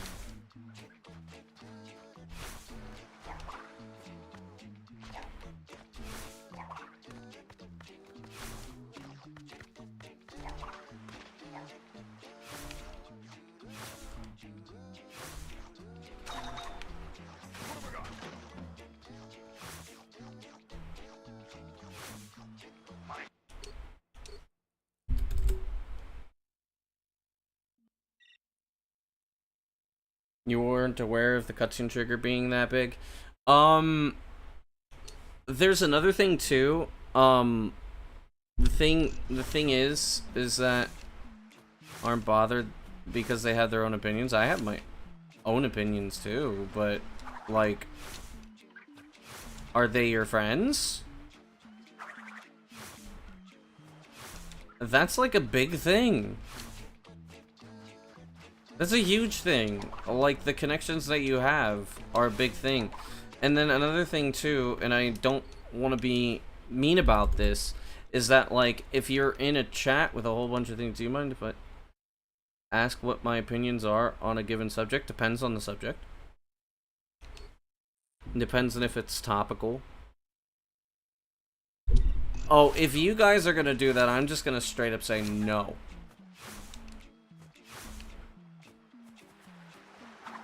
Unless it's very topical. I'm gonna straight up say no.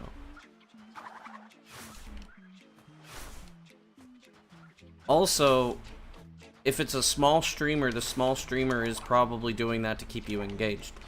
Like, and I'm a small streamer too, but the thing is like, if that's all you're gonna do, it's not very fun. It's me.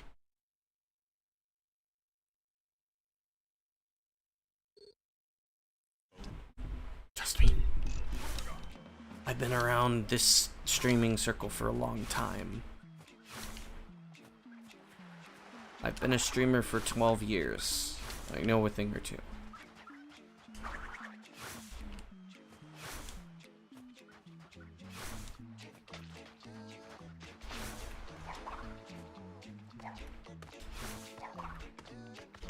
But yes, if the thing is topical, then yes, you can ask me how I feel about a certain thing.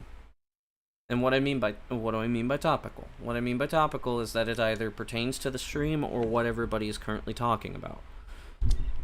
If it doesn't pertain to what everybody's talking about, and I'll tell you exactly how I'm gonna react. It's about Crash Bandicoot franchises. I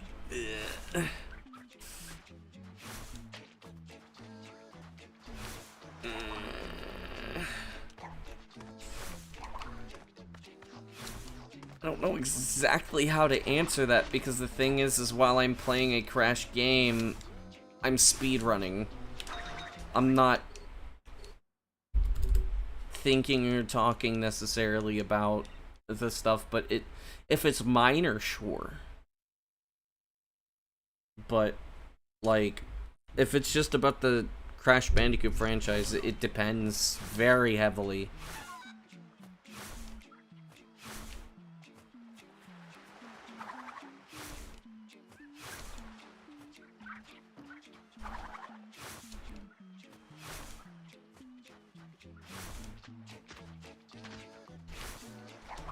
At that point, I would say, like, something like,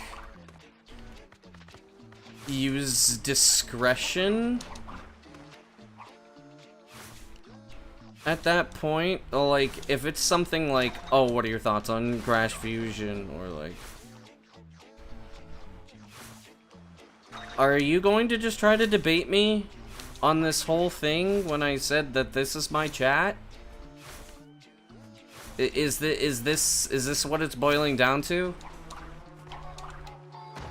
Like, I don't want to be a dick about it, but I have been saying, like, I have been saying, like, listen, you don't have to, but, like, the fact that you're debating this when I have basically told you, like, don't do it, and you're defending it.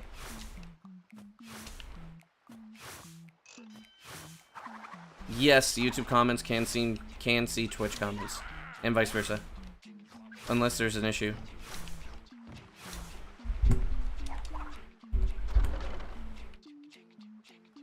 Because the thing is like I said, at the end of the day, this is my stream. I requested you don't do it. You're debating my reasoning for it to try to and to me it's like you're trying to say, oh, well, I still have a right to do it, but it's my stream.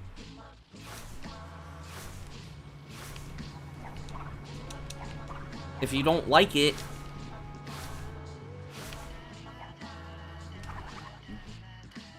you might not want to be here. I was about to if we fought more. It's not that I don't agree or like don't want people in my chat. But if the streamer says something, right?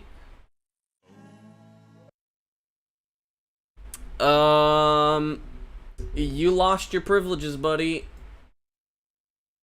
Because like here's the thing. I'm not dealing with it. Alright? I apologize, but like the thing is you lost your privileges. I have told you several times. No. You keep doing it.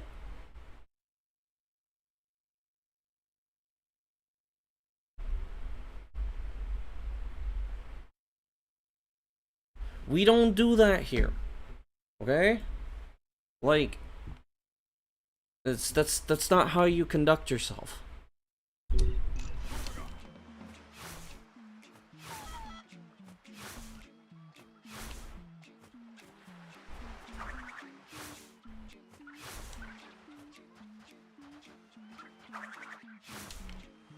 Bro got banned, whatever.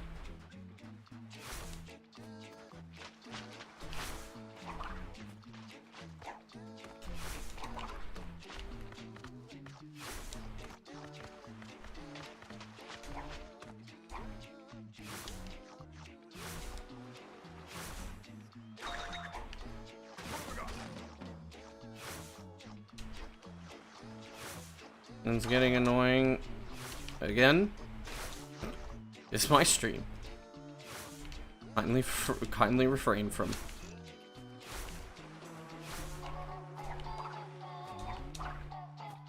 that.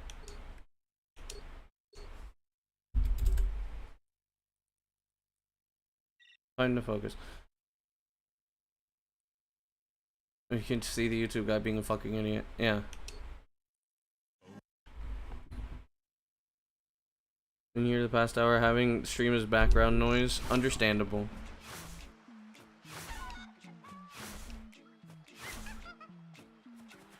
We were all getting a little irritated, I think. Or at least I was getting irritated. Anyways, yeah, so it's okay. Like, do we feel like we're getting close to getting the run done? Yeah, I'm just stuck in nut jail. A lot of it is just because I'm, like, mindlessly doing this. I'm tired. I'm not really, like, pushing that hard.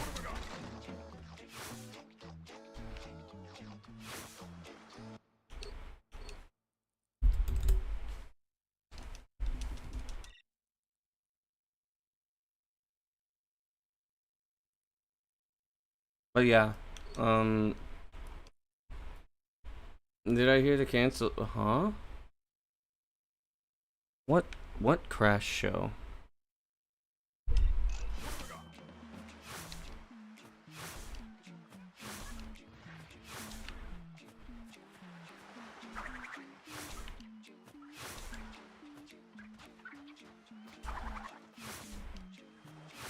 I don't know who she is.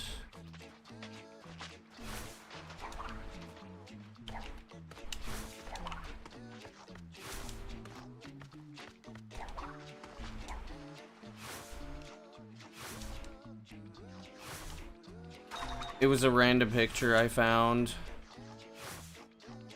like 10-ish years ago. And I've been using it as my split background for a while. What are the best conditions for speedrunning performance? Depends. Like, if I'm engaging with chat to distract me from frustration, but also don't have background noise, and I have a comfy chair, usually that's like the best. Basically, so I can focus when I need to. But outside of that, it's like, it doesn't really matter that much. Damn it. But the thing is like, I could focus on everything here. But if I do that, then like, all I'm gonna do is get frustrated like I did yesterday. And I don't want to get frustrated and like yesterday and then basically go through 3 hours of mentally tormenting myself. But also when I'm doing things mindlessly, I kind of just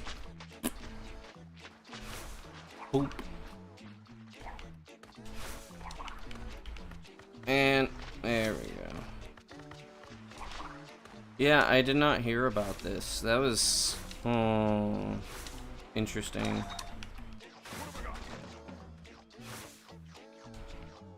Oh, no. Game tried to kill me. I didn't want to die. Damn it. Come on.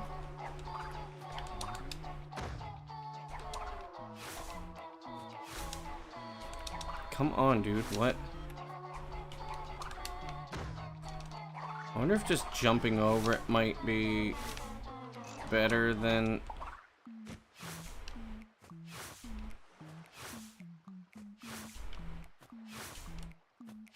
Ah, so they're pitches.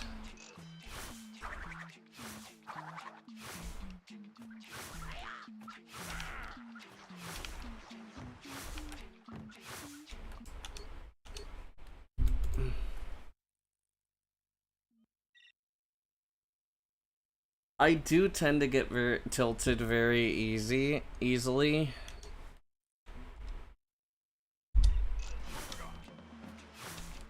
And of course, I will ask to refrain.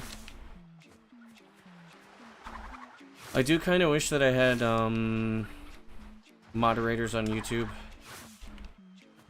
But I mean, I can't ask for it just like, because like the people that I would trust to do moderation wouldn't, it's kind of like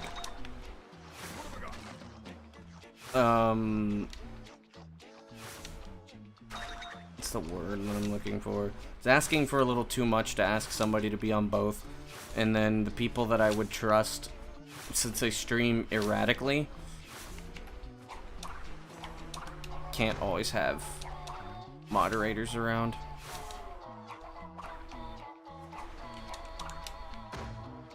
The guy who's seriously wanting to see me get tilted.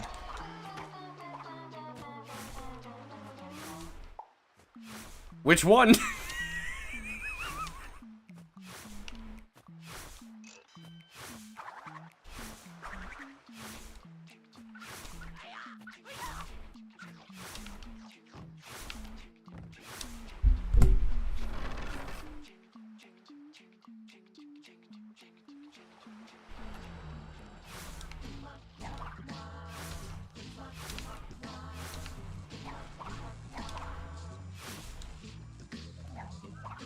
The biggest thing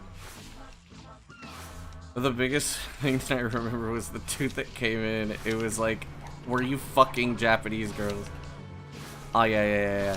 Yeah, that was like, that was very uncalled for. Ooh. Mr. Butt, no, don't do this.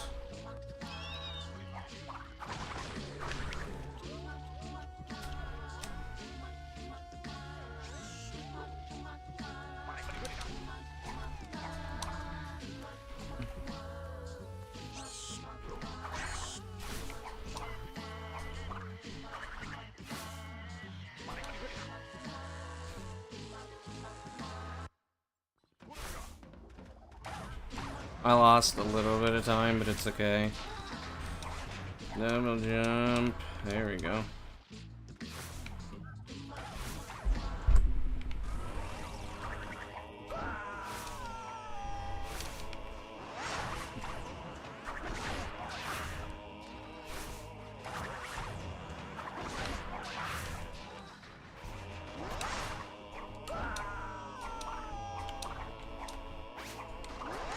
Damn it.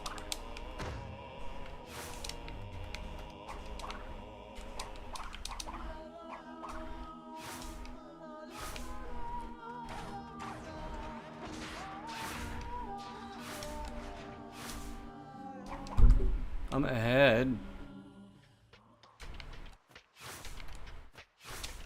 Being skilled in video games, exclusively Japanese thing. I was not able to read the rest of that. Hang on.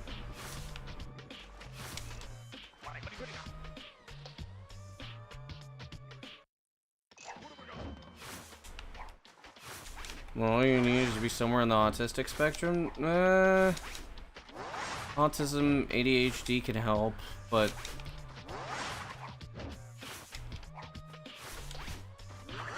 all you need is just an interest.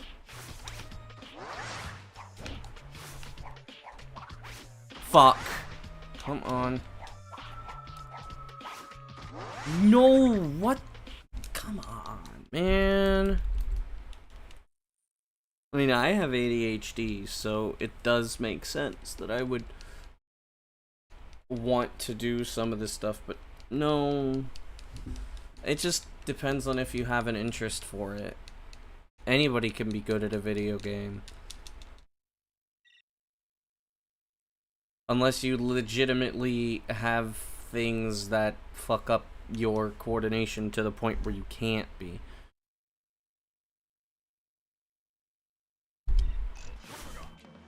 I mean, what is fair in that statement, this is one thing I will not deny, is that speedrunning tends to attract people who have ADHD or autism or both. There's a lot. It just, for some reason, there's just a lot more people, and it's possibly just because it's a targeted hobby. And you know, targeted hobbies, you could just see more of maybe people with those kinds of conditions. Not saying conditions in a disease kind of way, but just like an aspect of their personality or aspect of who they are, whatever. You would just see more of that in hobbies that would interest that wouldn't interest the standard populace. It doesn't make sense. I'm trying to think of how to say this in a way that would make sense, because I know that there's a way to say it that makes perfect sense, because it does make perfect sense.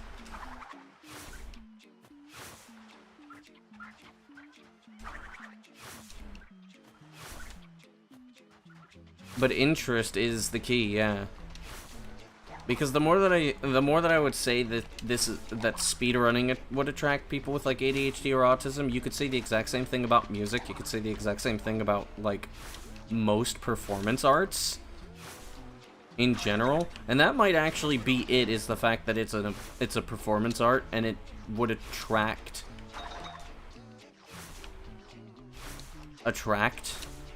It would just be attractive to people with ADHD and autism. And even then, what I'm saying isn't exactly true, still. There's trends I have seen in speedrunning, specifically. Anyone who wants to work and focus on something can achieve a lot. Yeah, exactly. I wouldn't necessarily attribute the fact that I have ADHD as the reason why. I mean, we could debate autism till the fucking cows come home. The thing is that I just enjoy doing speedrunning. Yeah, pretty much.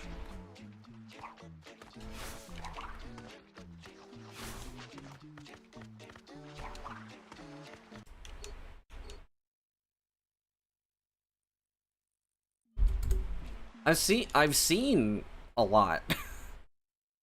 It seems that a lot of people people say, like, people with autism, people with ADHD, people with social things, there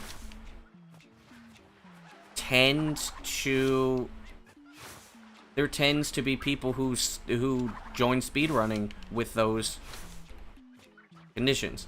I don't know aspects. I think aspects is probably the better way for me to put it, is like aspects.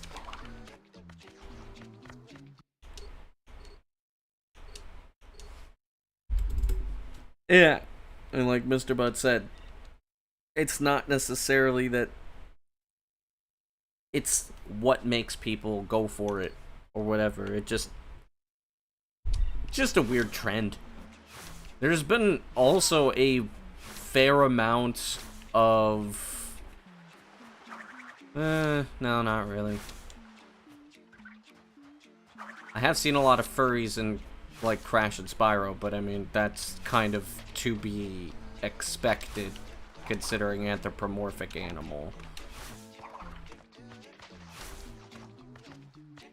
And mind you, when I say these things, I'm talking about speedrunning, not necessarily the franchise itself, because the fan base and the speedrunning community are very different. You don't necessarily need to be a proper fan or be part of the fan base to be a speedrunner. I figured I should clarify because some people kind of don't understand. Because to me, it's like a no-brainer that when I'm speaking about these things, I'm not talking about like the franchise fan base. I'm talking about speedrunners. But I tend to forget that I'm in the minority because I'm not generally in fan bases or communities.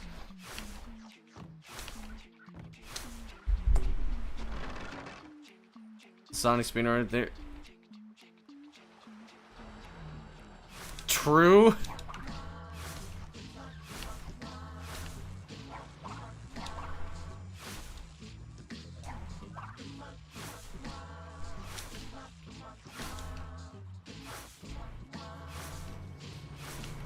Draco is spoken, lads.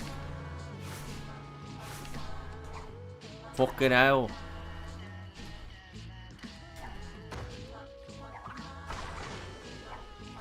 Fucking hell, mate.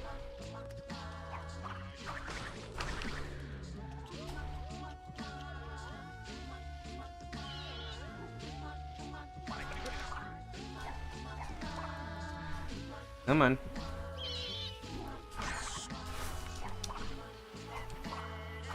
I almost botched that really hard.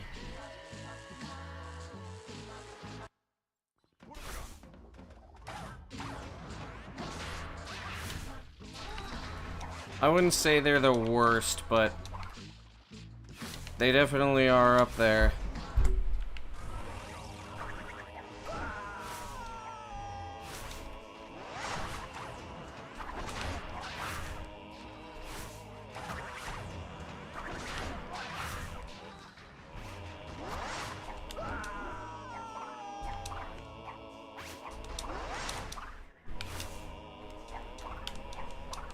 Oh, damn it. Come on, there we go. I'll be about 2 seconds ahead.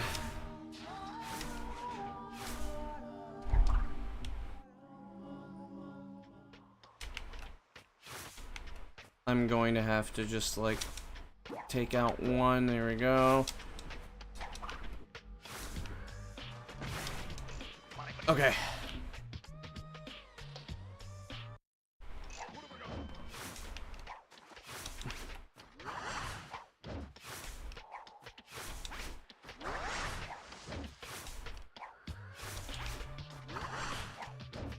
Easy.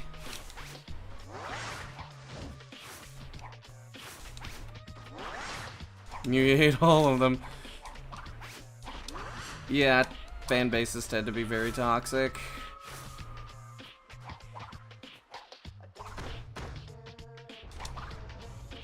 There we go. Alright. It's go time, fellas.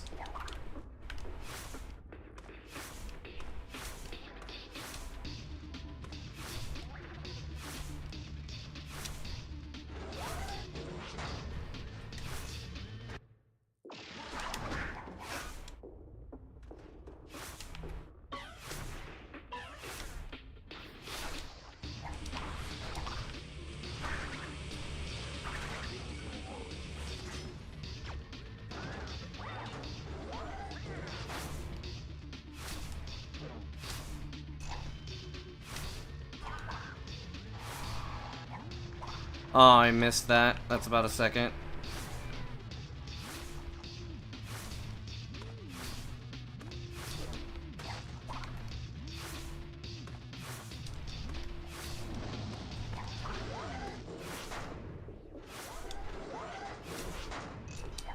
Okay, whatever.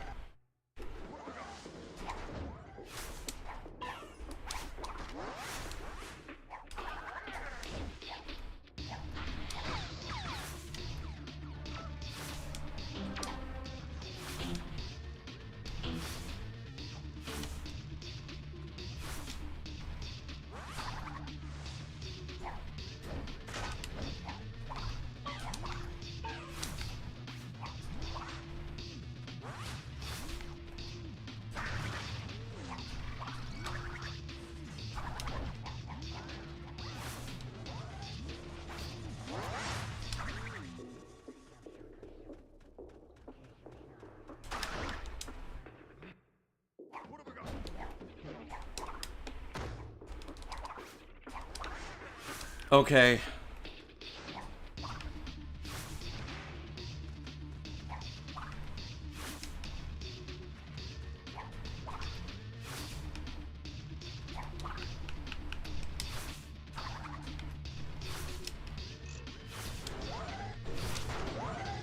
Where's Anthony at? Fuck me, dude.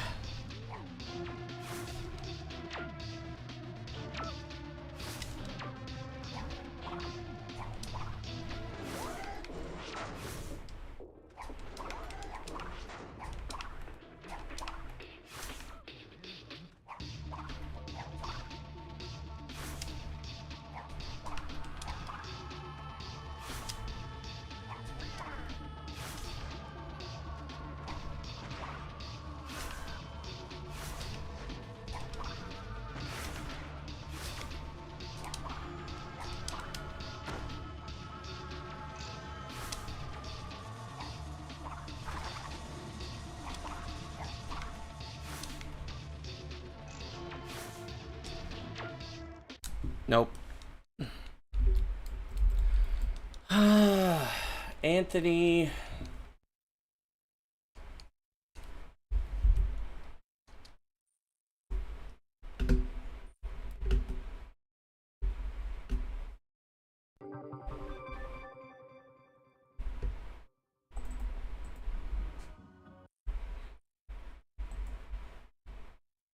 Hang on.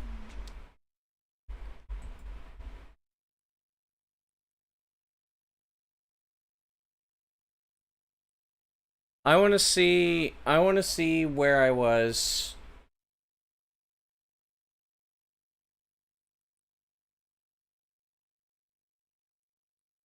Actually, Mr. Buddy's called Anthony Agony.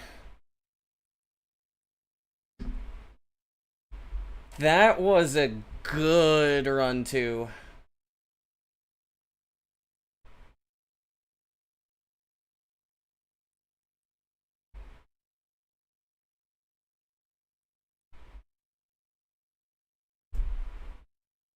.604, right? Yeah, 604, like a mid 604. Let me double check. Yeah, Dio actually named Anthony. Alright, let's look at my run. Let's go to the exact same portion.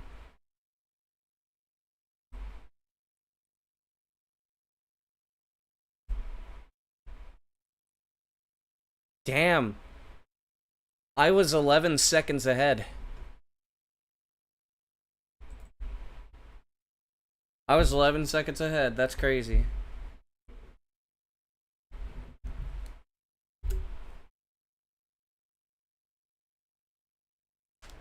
That was 10:26 pace.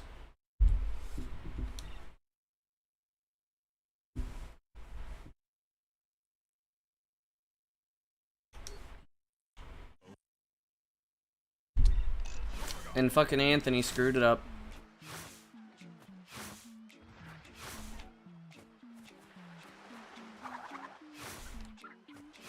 Yeah.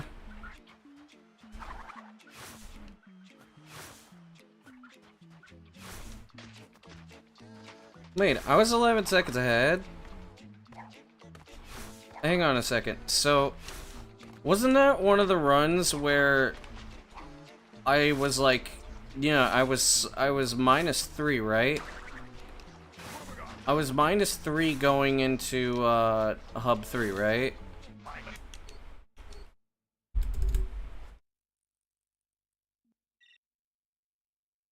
Oh, which means I was like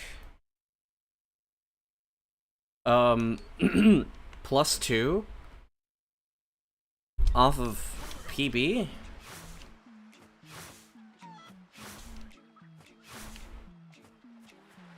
Yeah, it's like +2 off of PB, and then I was 11 seconds ahead.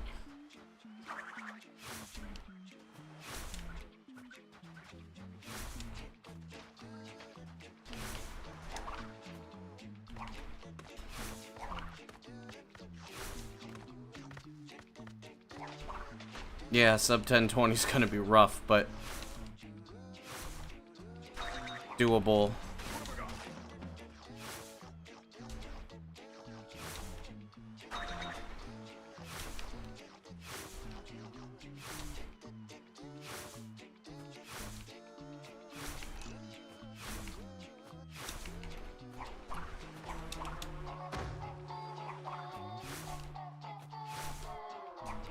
Hey, I'll be happy if I can get... I'll be happy if I sub 1030. You know, like, I mean... It's the next milestone.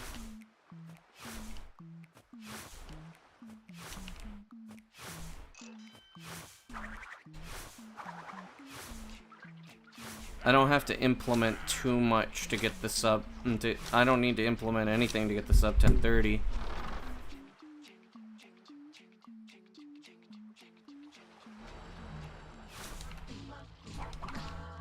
Like this, for example,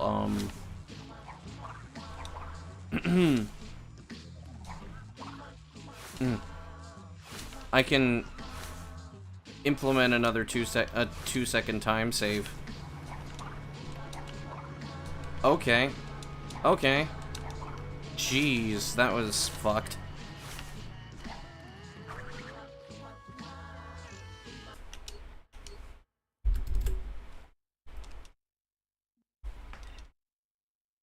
I mean, basically, if I'm 5 seconds ahead of here, you know, like, a 10:26 is not really out of reach.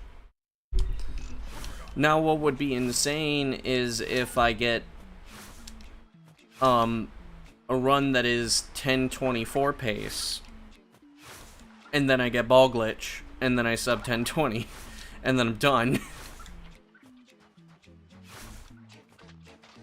That would be insane, that I would just go from 10:37 to, like, sub 10:20, and then just be like, okay, well, I guess I'm done.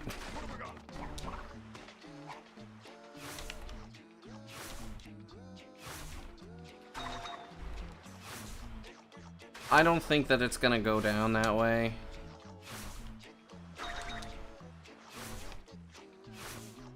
It just doesn't make sense for it to go down that way. But if it ends up happening, then we can all just, like, cry and scream together or some shit, and then be like, hey, look, we did it. Yeah. Accuse me of cheating if a run is too good? No, with my track record, no. And plus, I stream every attempt. Wrong warp to credits from beach, impossible.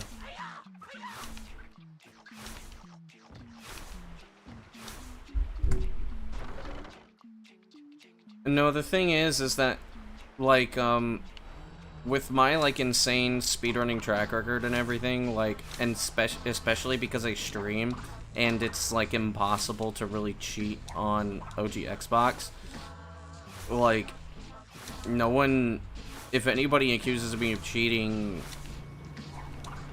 probably they have no reason to accuse me of cheating.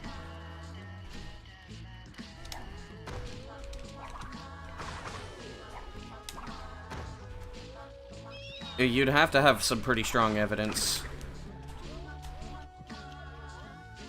The only way I could cheat is by splicing, and it would not be very hard to detect if I were splicing.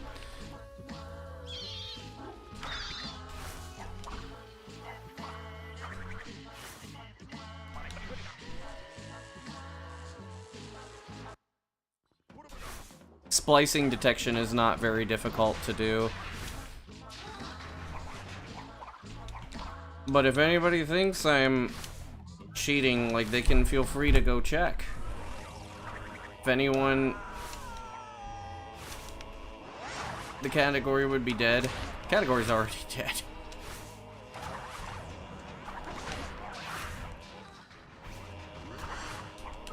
But yeah, no, that's not possible.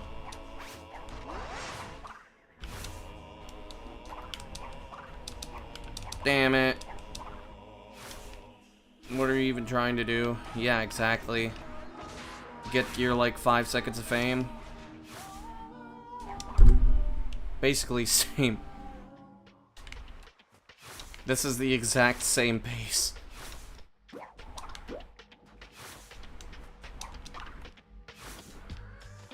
Dead, dead.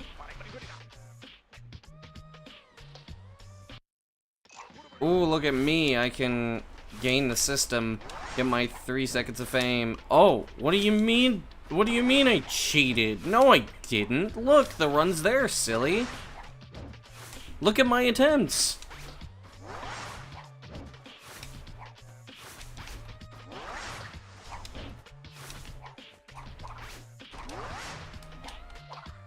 Ew, Chippy.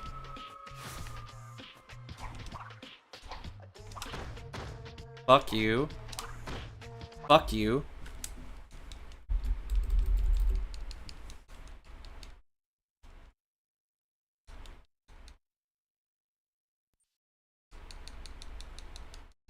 No, he didn't get big because he cheated, though. And I'm surprised he's still even allowed to speedrun considering he did that.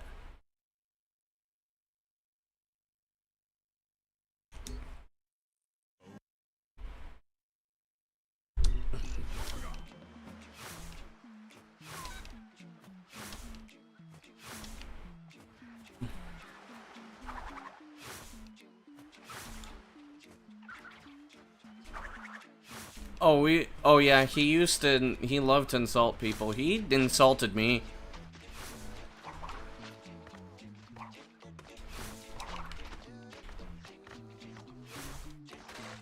He said some pretty nasty shit about me. And then the next day, he was like all supportive about me. Or like a couple of things like, oh, you shouldn't be mean to G-Pro. It's like, make up your mind, dude.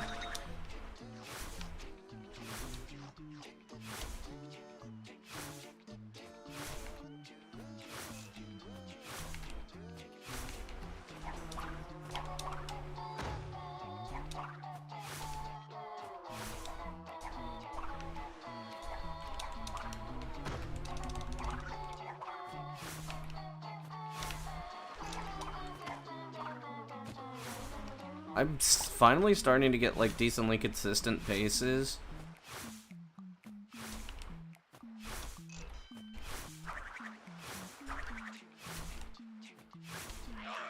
It's taken a while, but I'm finally getting decently consistent paces.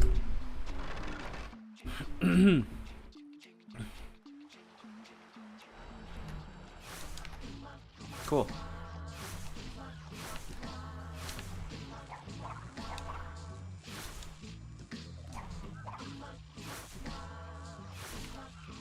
I don't know. I don't really care. Dude was a pretty big speedrunning figure. He was pretty well known, so like dude was probably doing anything he could to get support or something like that. I don't know. He's irrelevant now, yeah. He was somewhat big back then. He was known mostly because of GDQ dumb fuckery. I mean, oh, he was a scumbag? Neat.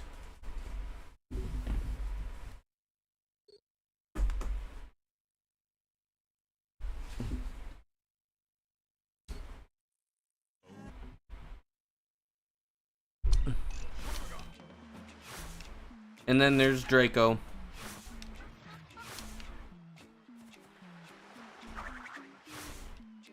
Draco just will not let me forget my time. He will never let me forget that.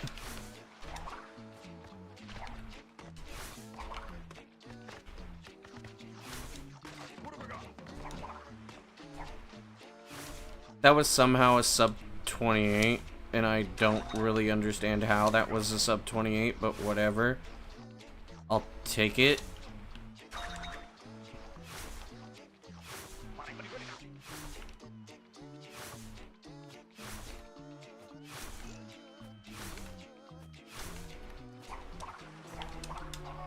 No. No. Man, now after all those paces, I don't really want to take a anything under a 127. 127 was so nice.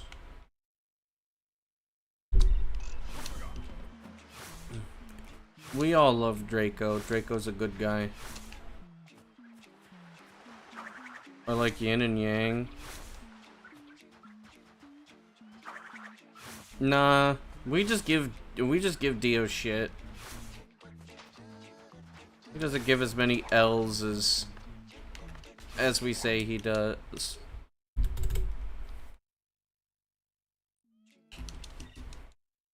And we mostly only talk shit about Dio when he's here. Out of respect, of course. I'll probably do like 1 more hour of attempts. I mean, to be honest, anything that I'm doing right now that just like gets me more consistently into Hub 4 is pretty much just like the play. Like, the goal right now is not to necessarily PB. The goal right now is to get more consistent at finishing the route, because the more consistently I get past the Cortex route, the more consistently I can, or the more likely it is that I PB.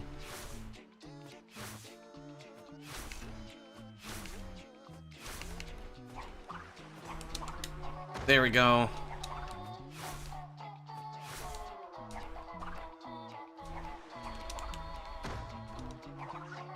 But, I mean, I don't want to take a run that's too good, because at the same time I would.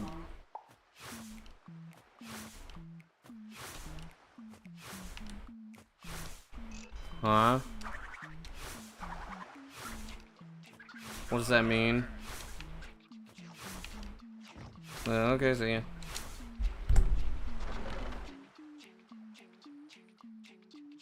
I don't want to take a run that's like too good, like this one exactly, but hey, if I can get a run that has like a 125, that'll be nice. I'm not complaining, it's just that having a run that's this fast, right?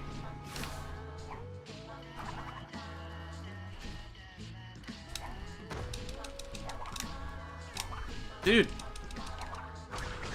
Really? It dropped my input.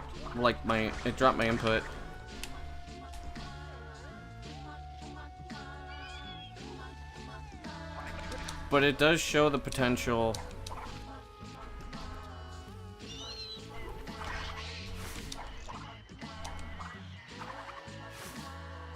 Okay, I lost 3 seconds. I'm not gonna go for faster.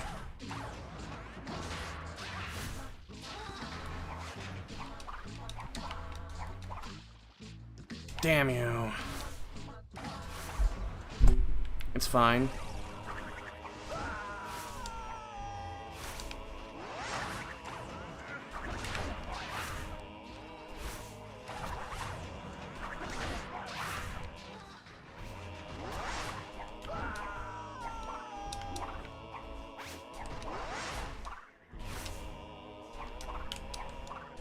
No! Why did you stop doing that, dude? I'm behind now.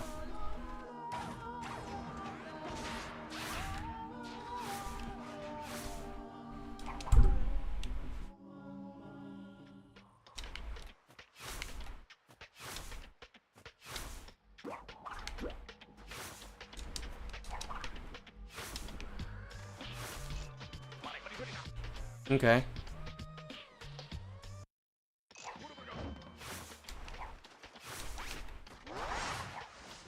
Oh no. Why did you do that, dude?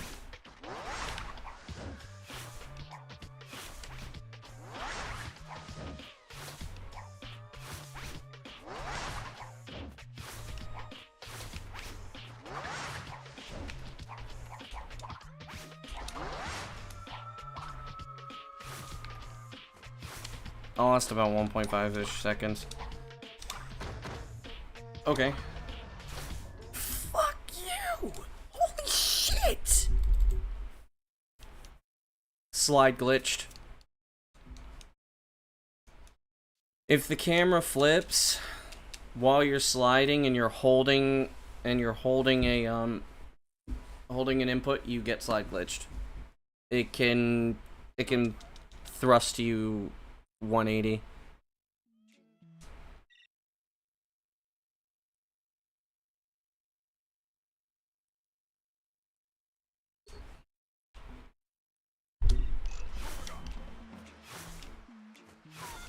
Yes. 14. 14 seconds saved.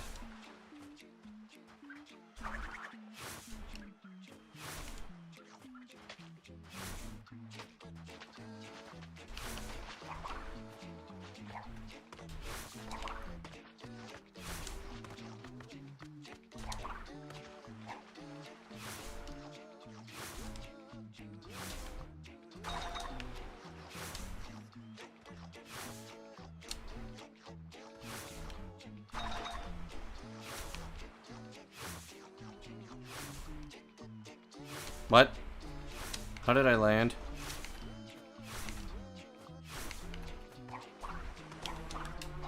Cool.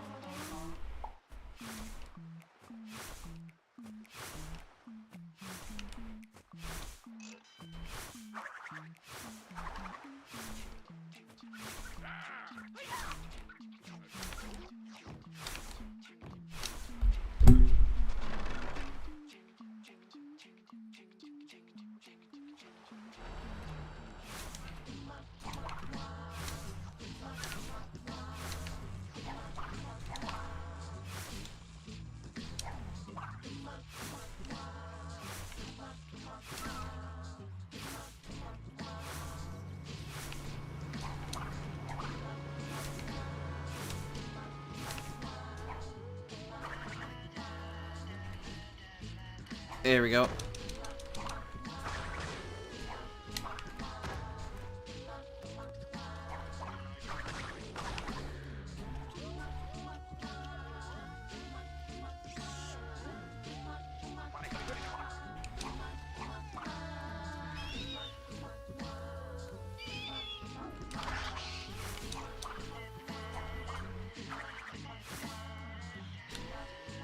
Okay. It's a little slow, but it's fine.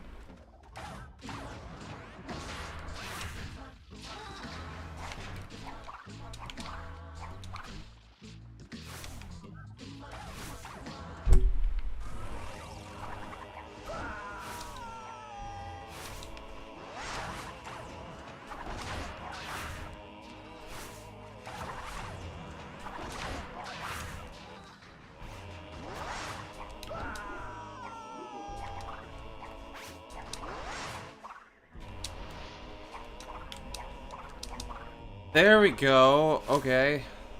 Fastest run of the day.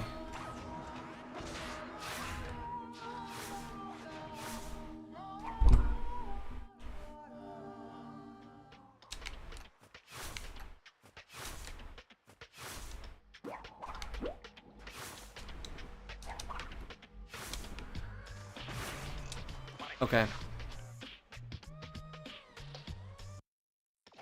Don't get too attached.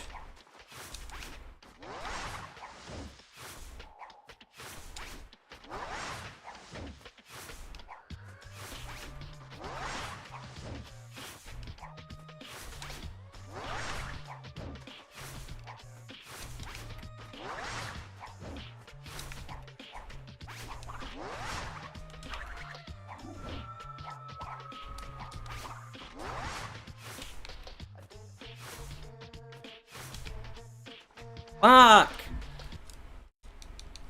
Like I said, don't get too attached.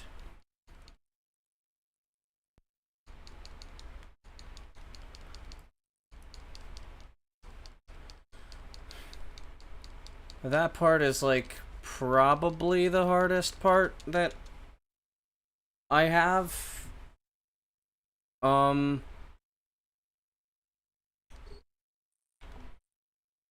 That's probably the hardest part at the moment. That particular segment. Or at least it's the least consistent.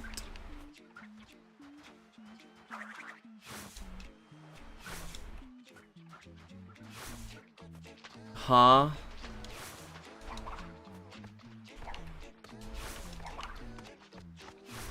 I don't know what you're typing.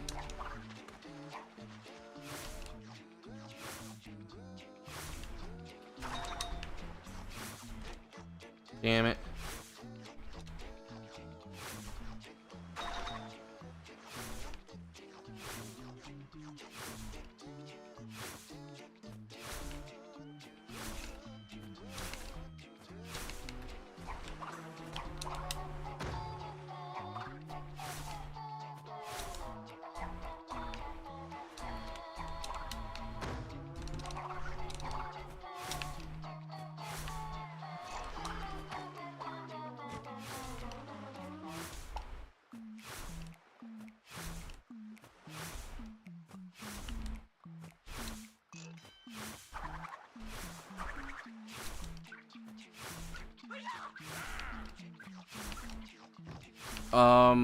No.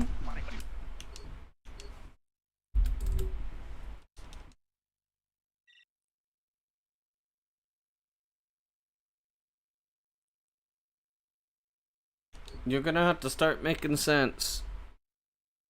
Because I do not understand anything right now.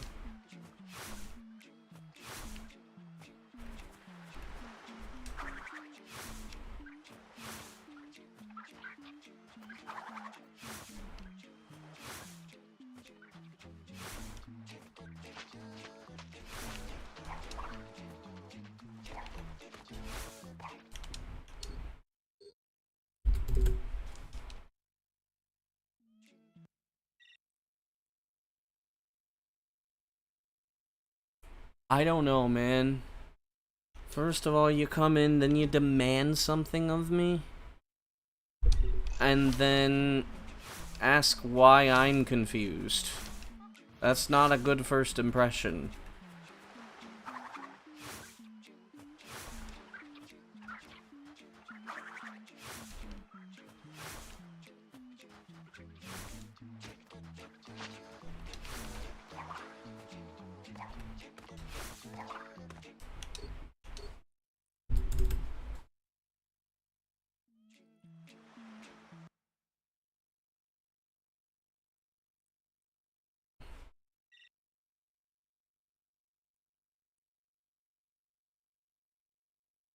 Is it too much to ask for people to just come in and be like, hey, what's up? And be like, oh, why'd you start speedrunning this game?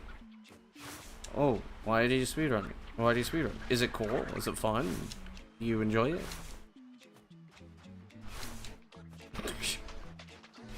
Today it's like, what's your favorite dimension?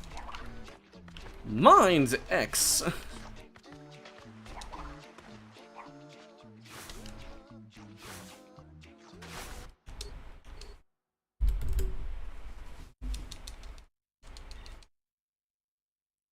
I don't know, man. Algorithm is attracting some weird shit.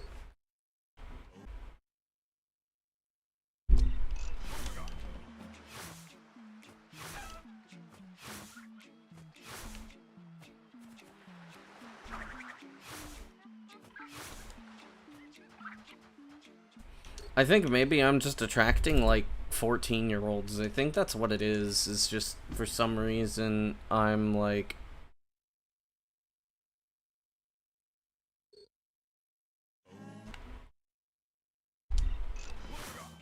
this game is so satisfying to watch. True.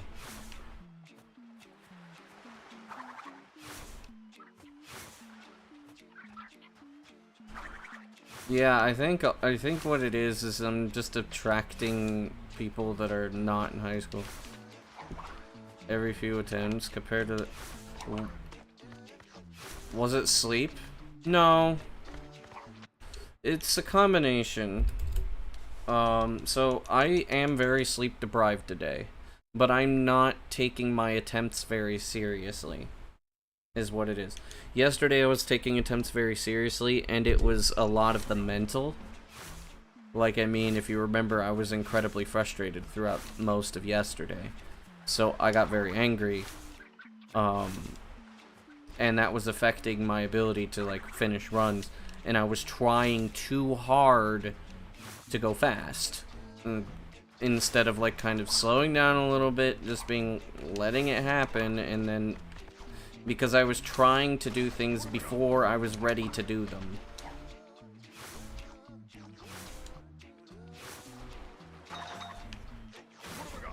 Like, speedrunning is a very mental thing. It's not just like a physical thing. Your mental is very important. If you are not in a good state of mind, you will not get good runs. And the thing is that when you're in that state of, or that frame of mind, you want to get it more than normal. Essentially what it is. So it kind of becomes a big feedback loop of, I want to get this done, but also at the same time, the feedback loop is you're so tilted. You're trying to do every little thing way more. You're putting in more effort and more brain power and everything into it. Whereas, like, right now I'm chilling. And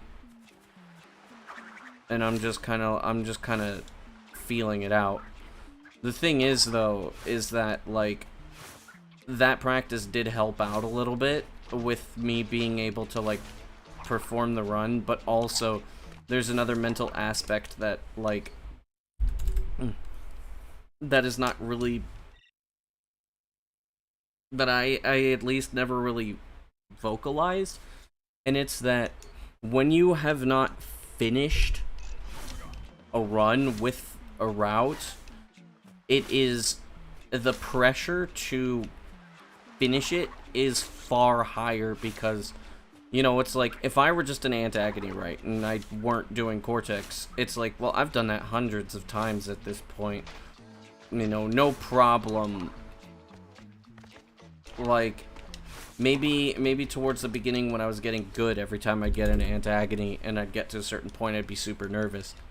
But the thing is that, like, over time, it's just like, your brain is just like, okay, well, I've done this so many times, let's do it. But then, when it's something new, your brain is like, can I do it? Can I do it? Can I do it? Can I do it? Can I do it? And your body, your heart's racing, you're pretty nervous. You're thinking of all the things that could possibly go wrong in your head as you try to prevent every issue from happening, and you just basically, like, you don't know, even if it's stuff you've done before. It's like, well, this time it's different. I'm on a new route that saves time. I don't know what pace I'm on. All this other stuff. But having a run finished, it's like, okay, well, I finished a run. I'm fairly confident I understand my pace now, so I don't have to think about that as much. And also, at the same time, it's like, your brain is like, okay, you've done it, so do it again.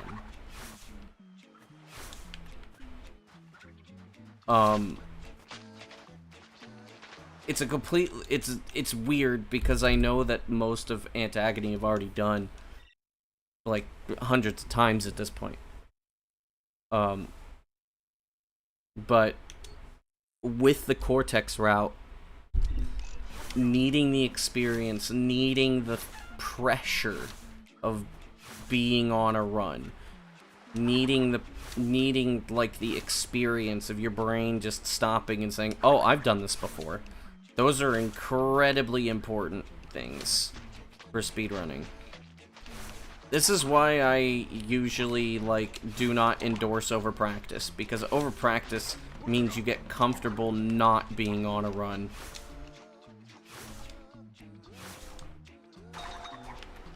Preparation for restarts. I wouldn't say for restarts per se, but that's close, yeah. There's so much mental.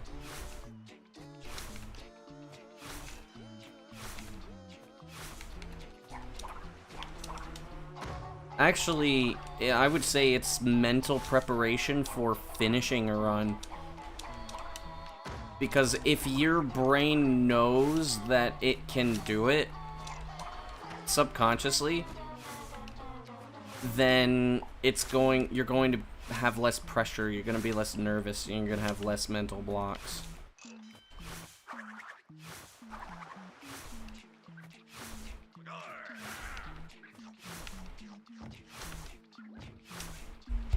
Because you just have that experience.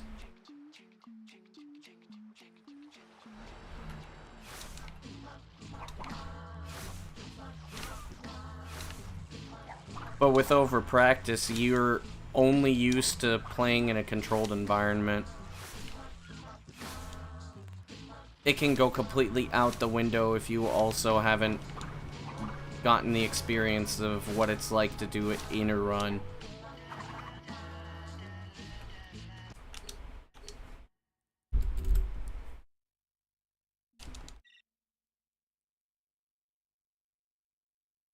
A lot of, like, stuff, like, it's easier to do this in shorter categories, because, like, you can reach the end a lot more quickly and a lot more easily, and the feeling goes away quicker. When you're running a longer category, a lot of times what happens is that you can get incredibly nervous because you know it's coming up. You know the end is near. You know, like, all of the things that can go wrong leading up to that point. There's so many more variables, and you know that you just don't make it there enough. So you're basically focusing really hard on what not to do, all of those things. The amount of mental, like, the energy it takes is, like, much higher than if you just have done it so many times. How many minutes make a longer category compared to a shorter one? Well, I mean, this is 10 minutes. And, like, let's just compare this, right, to Hundo, which is right now 1 hour and 4 minutes.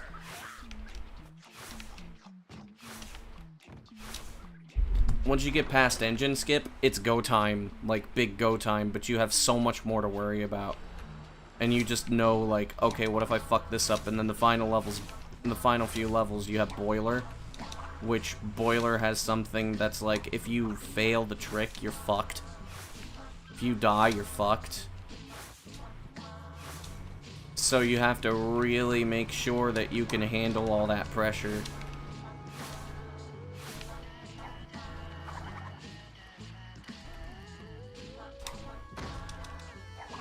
It also depends on what you're used to, because some people can run, like, hyper long categories. Some people do run, like, 10-hour long categories, and that is a very different feel from, like, an hour long. Oh shit.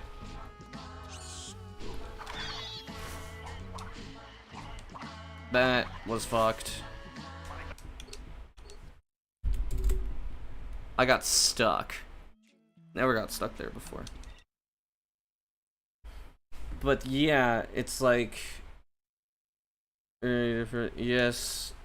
Let's go. Hello, Carrie. Hopefully your day is going okay.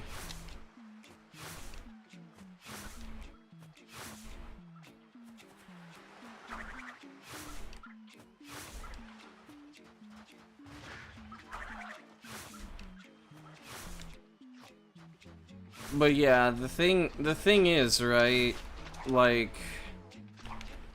every runner is different, but it is a good idea to, like, Well, you won't know unless you do runs. You'll figure it out once you do runs. And the thing is when I really started getting back into speedrunning, especially getting good at twins, I had to relearn how to deal with that level of pressure. Because the thing is like I was on mostly a hiatus for several years. I mean, yes, I did do runs, but the thing is I didn't do anything that would, like, you know, a pace I super cared about.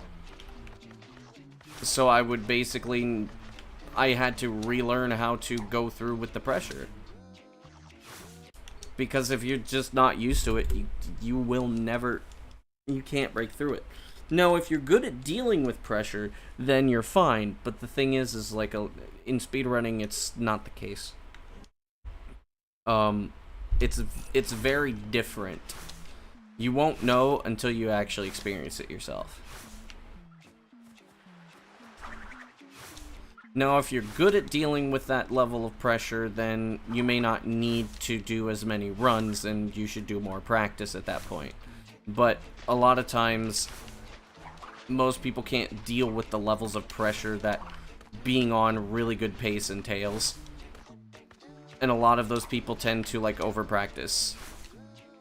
And then once they're on a run, they can't finish a run because, like, ah, fuck, you know, this one thing went wrong that never goes wrong. Because they were doing practice. They're different categories of different mentals. Well, I mean, depends on what you mean by that, but technically, yes. Like, you have different feels depending on... You have different ideals for, like, optimization, what is allowed, or what is acceptable and what's not.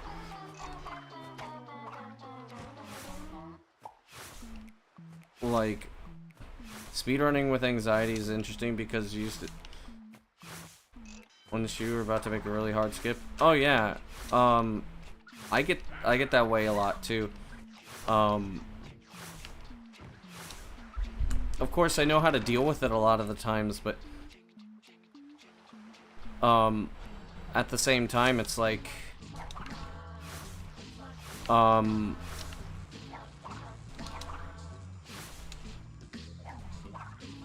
lot of it is conditioning. I do get very nervous after I finish the Cortex route.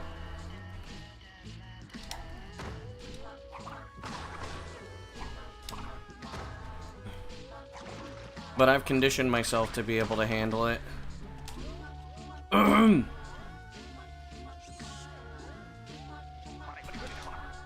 AoE skip? Oh, AoE skip.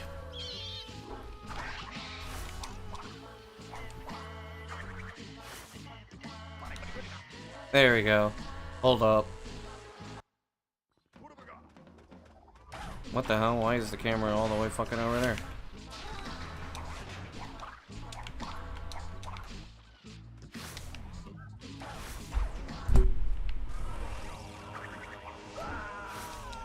Okay, good pace.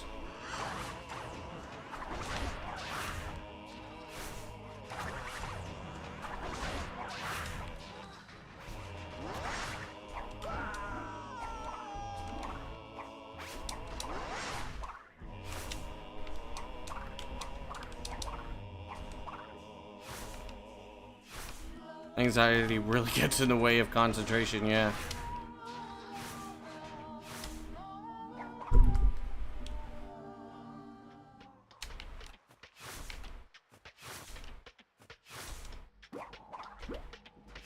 Yeah. Oh, that was close. Okay.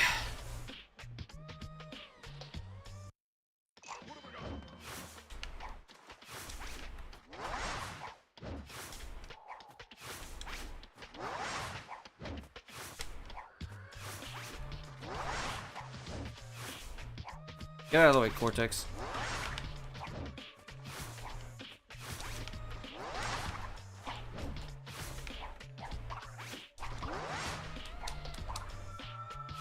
There we go.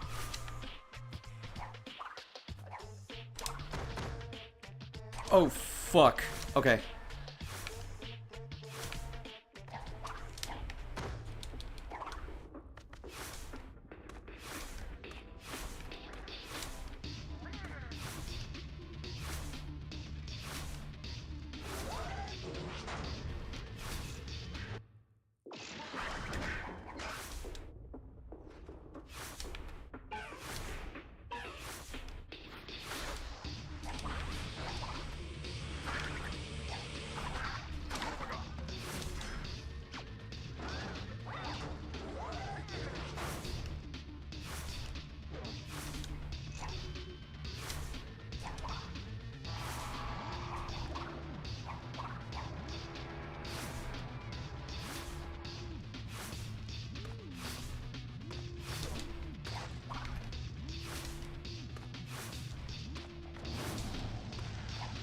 Thanks for the good luck.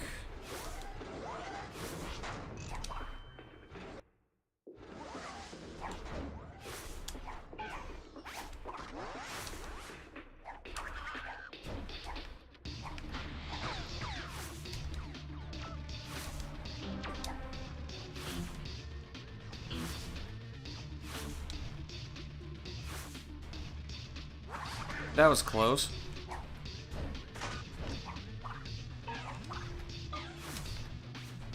No, come on, man. I jumped like just one fucking I jumped too late.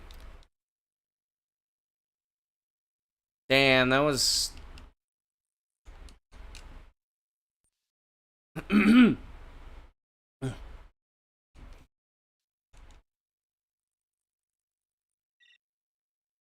that was probably on low 120 pace, 1020 pace actually. I would think. I think I was on like low 1020 pace. Like somewhere in the realm, I think of like, yeah, I would say like 10, that was like 1024 pace, I would think. Possibly even 1023 pace.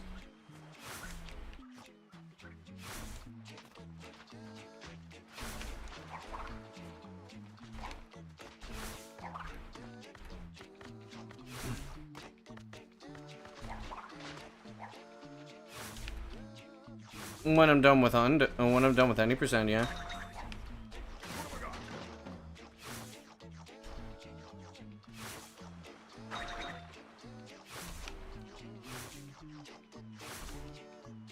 I'm planning to try to at least get a mid 103 by the in Hundo. And then I don't know if I'll go back to all levels. I might.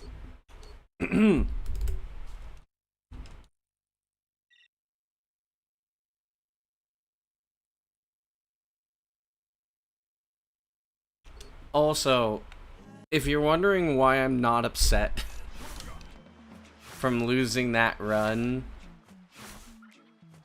my paces have been getting better. And better. And better. And better. Like, I mean, I'm not sure if you've noticed, but like, my major mistakes have been going down tremendously, and it's been mostly, I've been making minor mistakes, but that's it. Like, minor mistakes are much more prevalent than major mistakes now, which means that it leads to one thing: the possibility of being able to PB.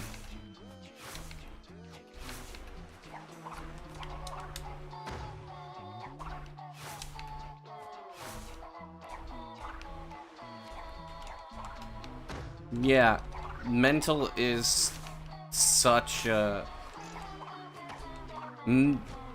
mental is such a big part of speedrunning. Like...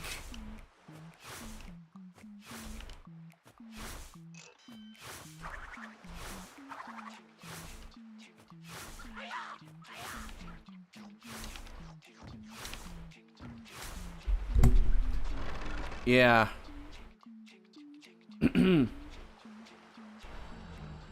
be fair, I made a couple of tricks. Or I figured out a couple of things. Ugh. I hate it when I get the long jump. Doesn't really save much time. It can... Like, once I kind of got the... Once I kind of figured out, like, the little small things that I should be doing. What the fuck, asshole?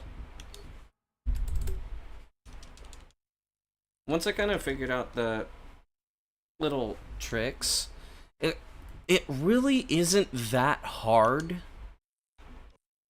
Yohatake. You just missed probably the fastest run.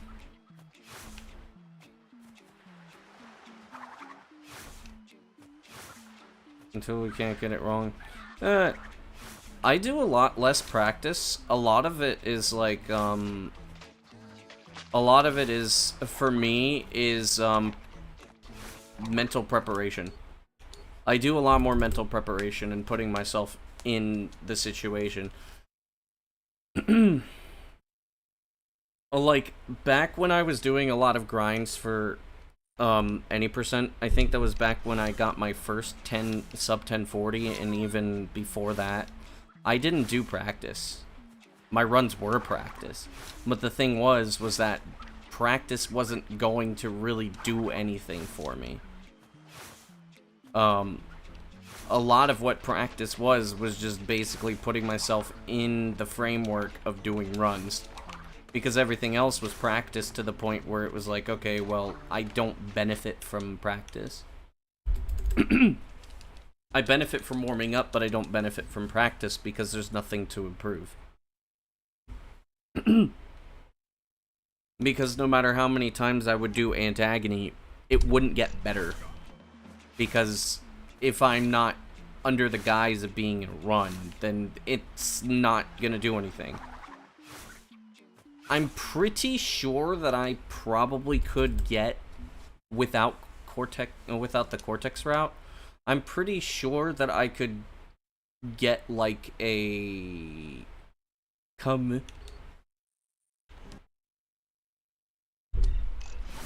Fuck, hang on a second. I have to redo the thing. Sub 10 is not going to be possible now.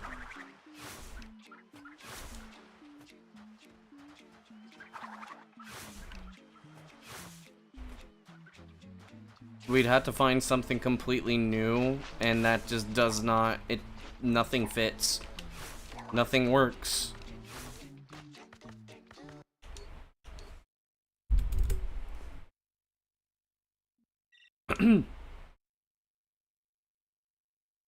If we do all of the TAS strats and don't make any mistakes, then yes, we could sub 10, but no, that the odds of it happening are so astronomically fucking low that it will not happen.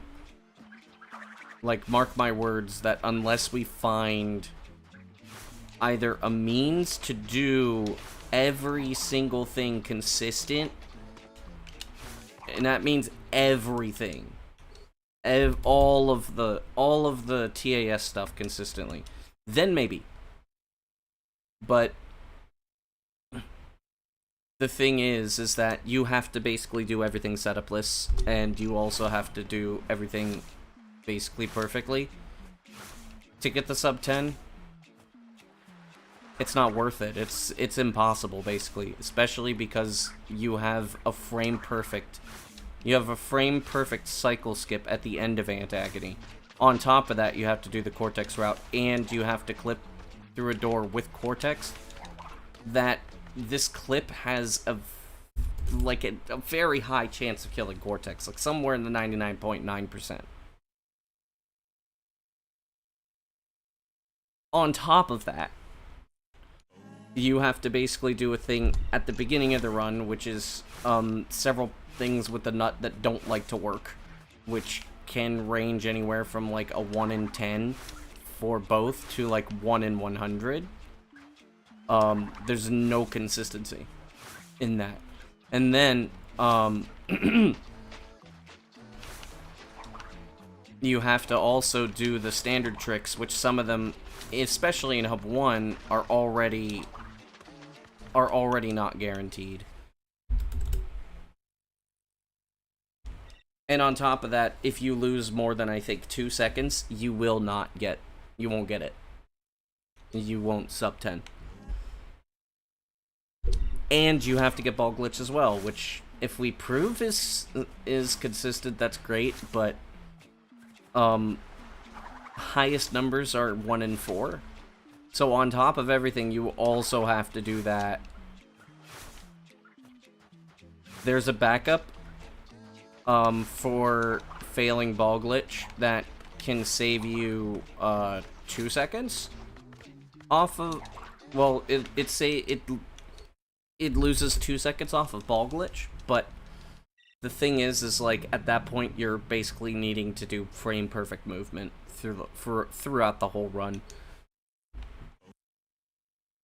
Everything being that precise, and then on top of that having a frame perfect trick at the end, a frame perfect and angle perfect trick, mind you, not just frame perfect, angle perfect, because Crash doesn't always go in the direction that you're holding, he just turns into a direction close to it. So angle perfect is also a thing that is very highly dependent upon many factors. Like, there's so much that angle perfect? No, angle perfect. It's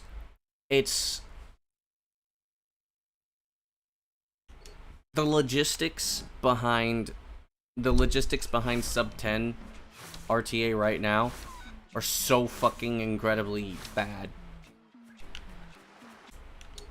2 hard plus 2 luck based. Doesn't mean not worth doing, not viable. It's not that it's not worth doing, it's not viable.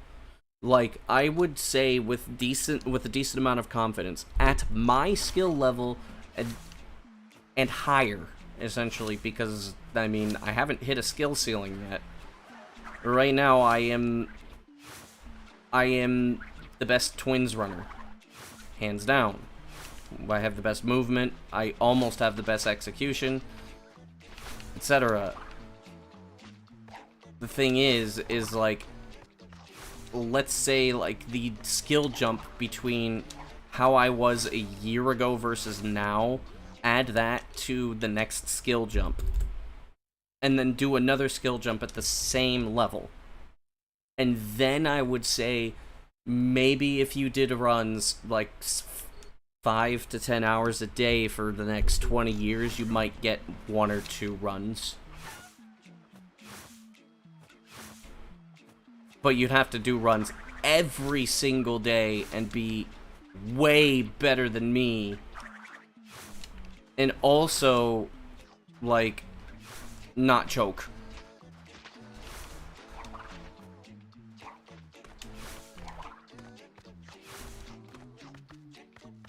I'm the only one running the game. There's sustain, but I mean,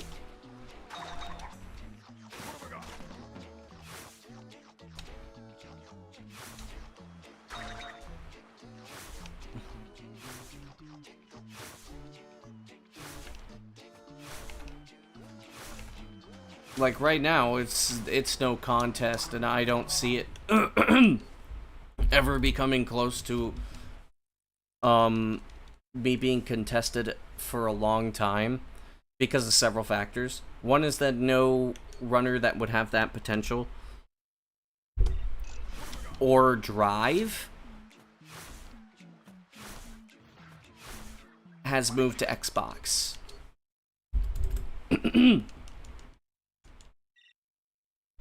None.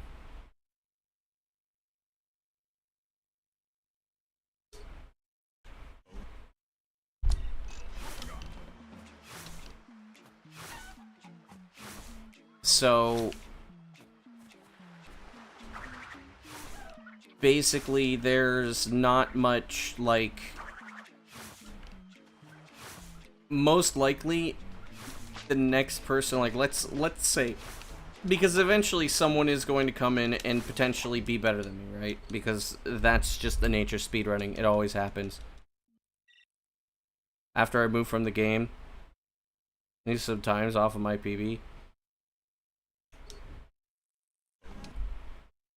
I mean, every PB is beatable unless it gets down to the frame. Everything is beatable. Unless it's physically impossible.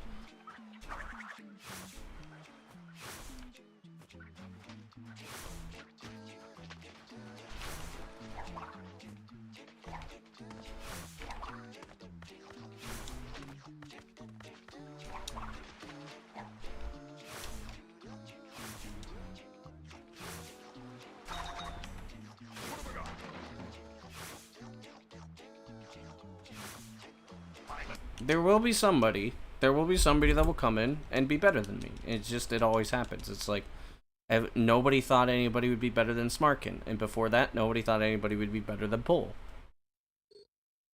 I'm like, that doesn't mean anything.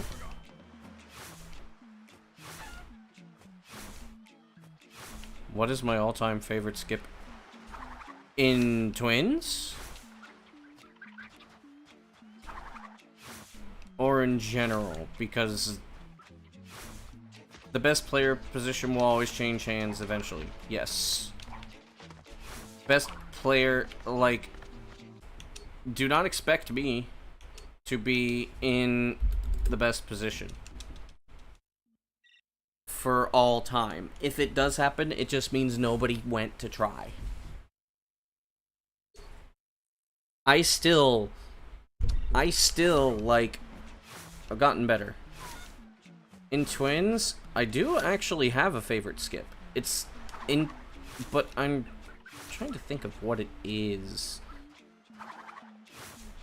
One of my favorite skips is Beakymon skip, actually. Which is my little take on Tikimon skip.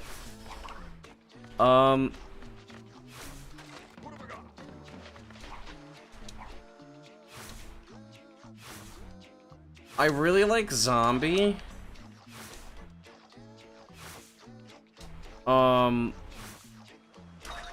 That's not really a skip. That is a hard one to answer. I like a lot of the skips. I could tell you what my least favorite skip is, but that's just obvious. It's Fountain Skip. Fountain Skip fucking sucks. And then there's Mountain Skip, and then right now, Nut Skip. I really fucking hate Nut Skip. I really like Cursed Warp, or Cursed Splash. Cursed Splash is really nice. I really like Warp Skip as well, the current rendition of Warp Skip. Probably my favorite skip of all time is Fast Bat. Because it's so fucking wild. Oh, you finally saw that Moist Critical clip? He's gonna have a bad time because he'll probably run on NTSC.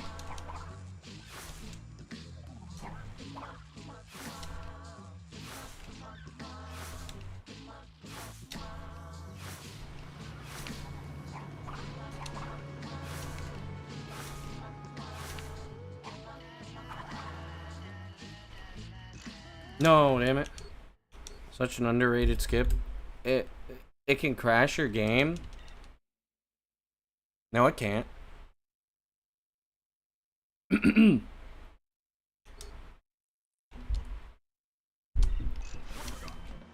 I've never heard of it crashing if you... Wait, do you mean AoE skip? We go from boiler to classroom? That's Hub 1, or that's Boiler, Zombie. Rooftop, Rampage, skip. Academy of Evil skip. AoE skip.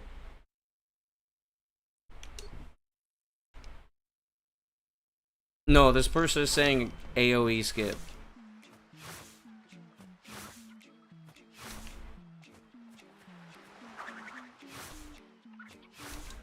There is no rooftop skip.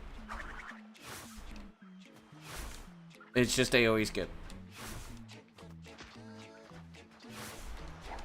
Bro's been playing too much Final Fantasy, that's crazy. Get off the Dragon Quest. Time to play real man video games like Twinsanity.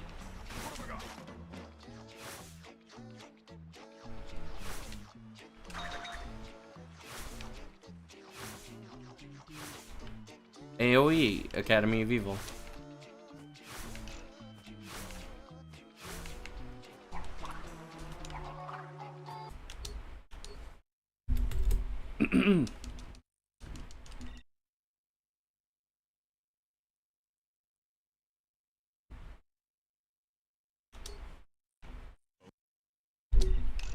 But no, you're talking about AoE skip. If we think of something that would be Classroom Chaos skip, it would be...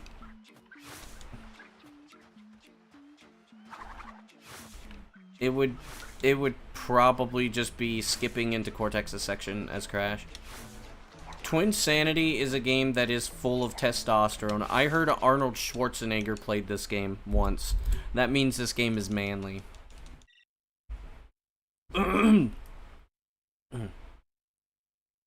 This game just exudes testosterone. If you play this game, the amount of sperm that you lost from drinking Mountain Dew will automatically just disappear.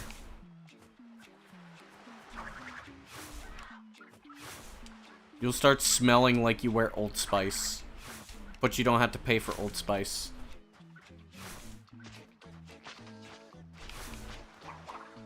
Man, I really like Old Spice, actually. But this is too damn expensive. Ironically, it was the cheapest deodorant I could get in Japan. I still wear it, but fuck. Dude, Old Spice is so fucking expensive. But the funny thing is that back in Japan, it was actually the cheaper one. That was, like, made for Western people's skin and hair. Because, like, a lot of times, like, they're... In Japan, like, because people's skin is different and they don't have as much odor, like, they have odorless armpits. The armpits are not... The armpit sweat lacks odor. It's a gene that is very common in East Asia. Like, their hygiene products are not really made for Westerners. So Westerners have to, like, get special stuff. Like, after a while, I'm sure your skin and everything would just get used to it, but at the same time, it's like, I didn't want to risk it, because, I mean, it just would make sense that, like, you know, my skin is just different. I was born and raised in the United States.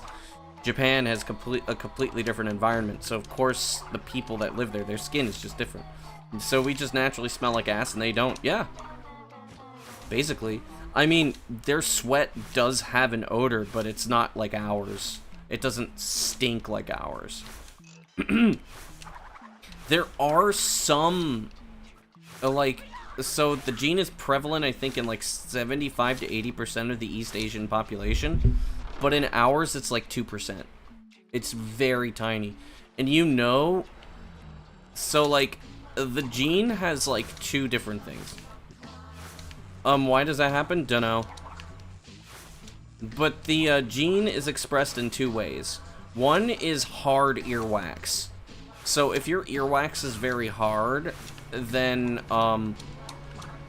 you most likely have odorless pits.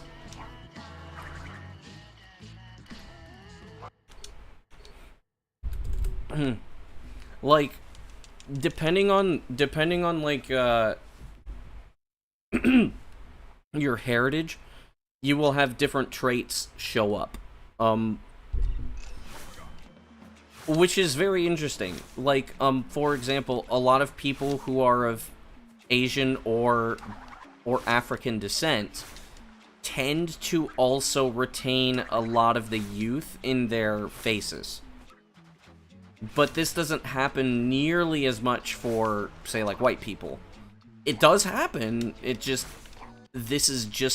This just happens less. I don't know if it's just because of a skin tone thing or if it's because of just like some weird fucking gene that happened as we developed in different parts of the world. Who knows? It could just be that white people have more Neanderthal DNA, so we just look older. Who knows? Imagine that. It's just like, oh yeah, so because you had like this one fucking ancestor that crossed with your species, you just look older. Have fun with that, bitch. Imagine that shit. That would be the stupidest fucking thing, right? That one fucking ancestor from 20,000 years ago. 20,000 years ago. Makes you look old as shit.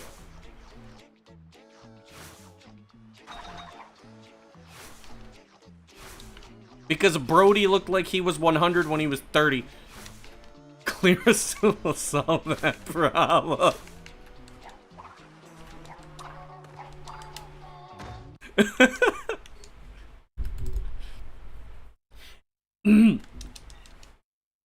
But I mean, it's just interesting because those like little teeny tiny genes will show up. Those little teeny tiny genes will show up based on heritage. For example, a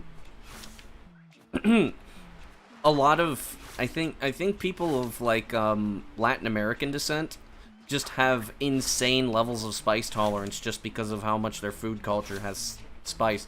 Same with certain East Asian and Indian.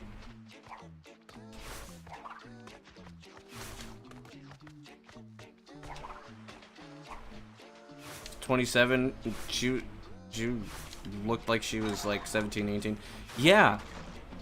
In Japan, I had a hard time guessing people's ages because they looked way younger.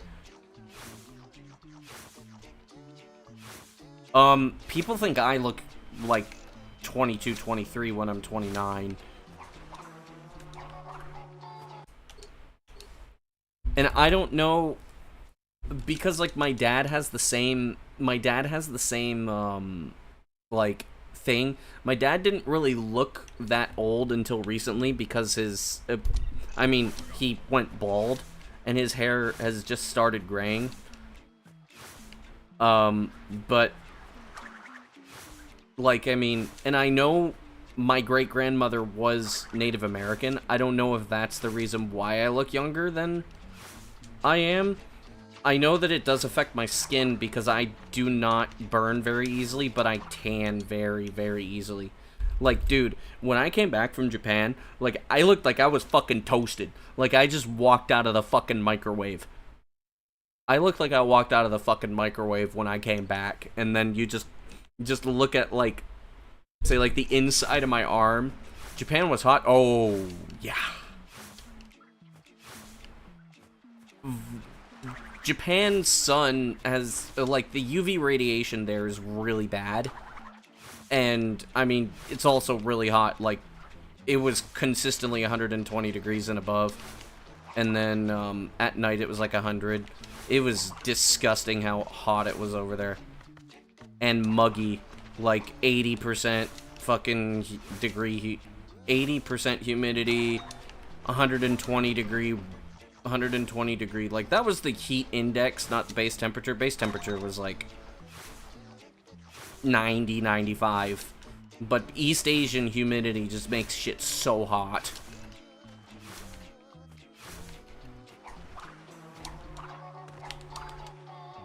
Japan was just awful in the UV radiation, and I never wore sunscreen.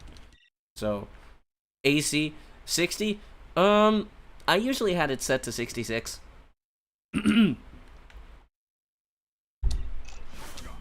AC is a must in Japan. You can't live without AC in Japan.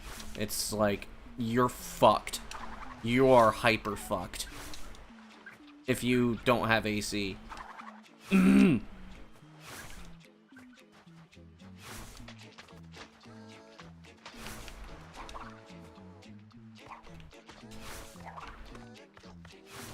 Like, if you tan, expect, if you live in Japan for like even 2 months, expect to come back darker than you were.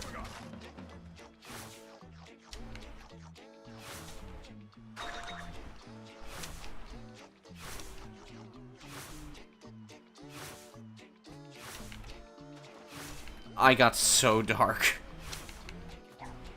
I mean, relatively speaking, because I'm fairly pasty. Because of the lack of sunlight that I get, but like when I was out in Japan, or out in the sun all day in Japan, like, oh yeah, I got hot. Episode in K-On! About the school being hot wasn't a joke. Oh yeah. I should get dreads now.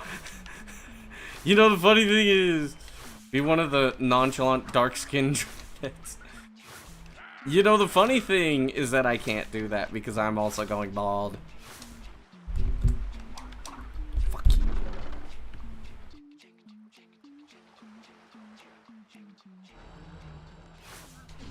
you. Yeah, I'm going bald. I can't do that. And I think I would look fucking ugly with dreads, to be honest. Dreads, I don't think fit my face. I look better looking like having the fucking like Bill Gates kind of look with the glasses and fucking combed hair and shit.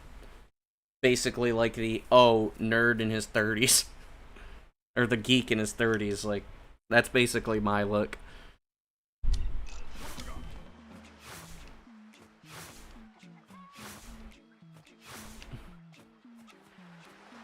Apparently, I actually would look good with a goatee, but I don't give a fuck because I don't really like having facial hair.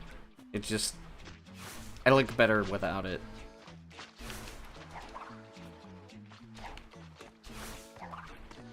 And I also look way younger, too. Like, when I grow my beard out, I'm guessing I look like I'm 27 or something. When it grows more like an inch, yeah...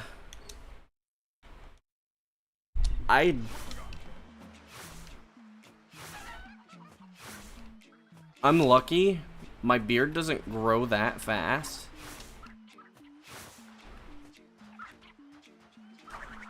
But I still need to shave like once a month or something.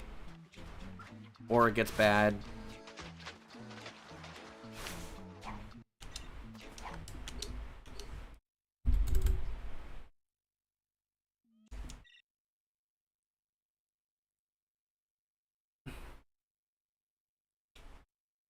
Yeah, I shaved like, I think 2 weeks ago now.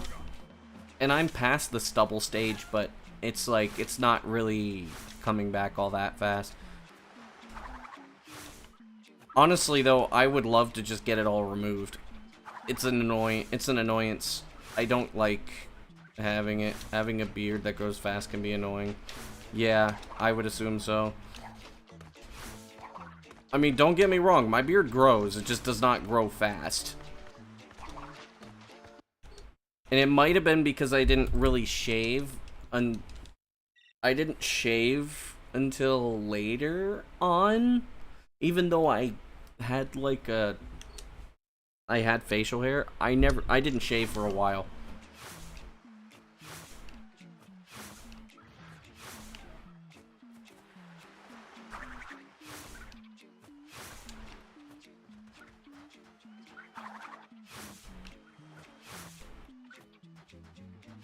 And listen, some people look good in beards. You know, if you can rock the beard, do it. Like, listen. Some people look great with beards. I don't think I do. I'm not a beard guy.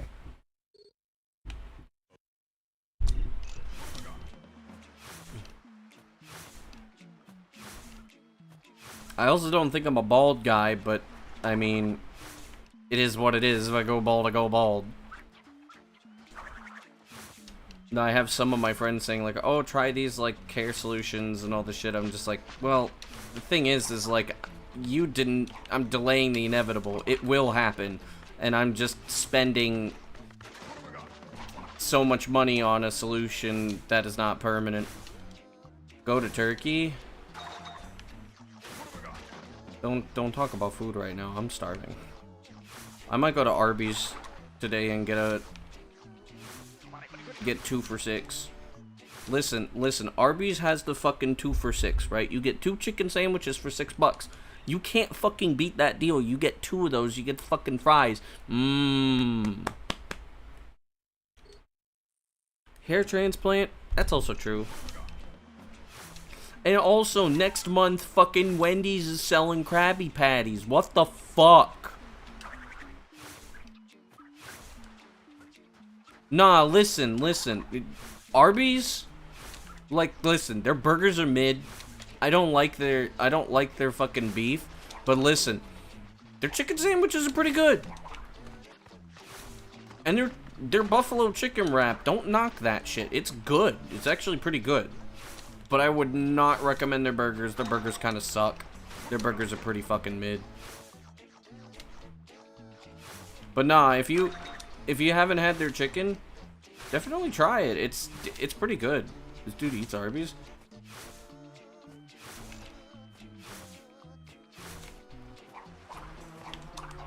Who at Arby's hired Plankton Drew? This dude probably laughing, and I bet you he goes to Chipotle. That's crazy. Laughing, I'm going to Arby's and go to Chipotle. That's crazy.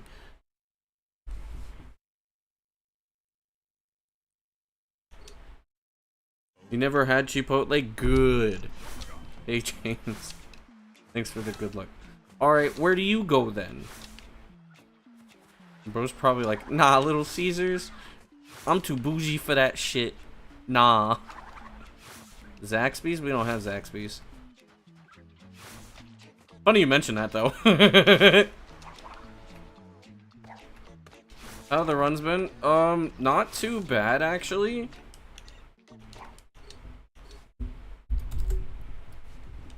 I had a run that I was like... How far ahead was I? I was like 11 seconds ahead, actually. Alright, but listen, I think we can all agree that KFC sucks dick.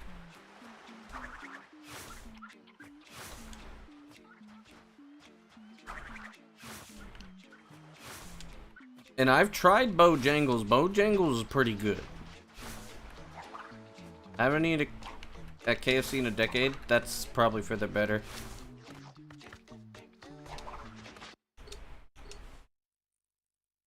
Oh, we have our own local burger place.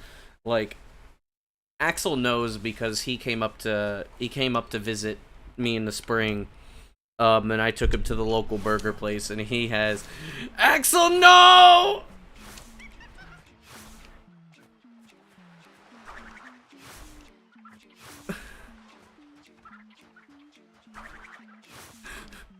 Axel's trying to get me doxxed.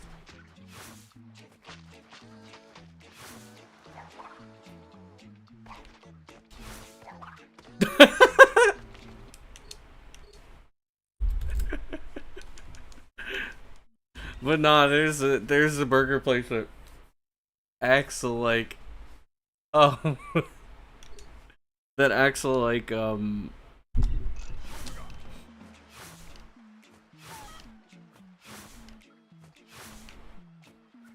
the cook has a man bun.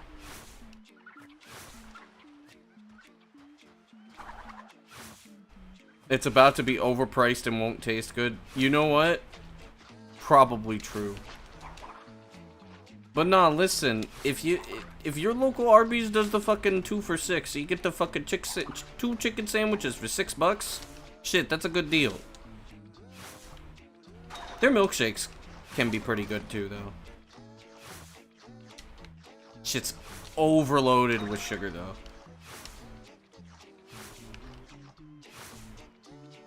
But nah, the curly fries, chicken sandwiches, making your own burgers. Nah, Arby's burgers suck. Ugh. I tried it the other day because I never had it before. I'm like, you know what? Let's try. And it was like, dude, this is the blandest fucking cow I have ever... This cow was reading books before it got slaughtered, bruh. Dude was fucking reading fucking motherfucking 50 Shades of Grey. Boring ass cow. That's crazy. Can you believe that? Dude, the cow was fucking playing chess in the Grandmaster tournament before it got fucking slain. Boring ass cow. Bro died in vain. Cow got roasted twice. Cow got roasted an infinite amount of times. And not in a good way. Like, listen, you passed away, but then you were basically doomed to be mid.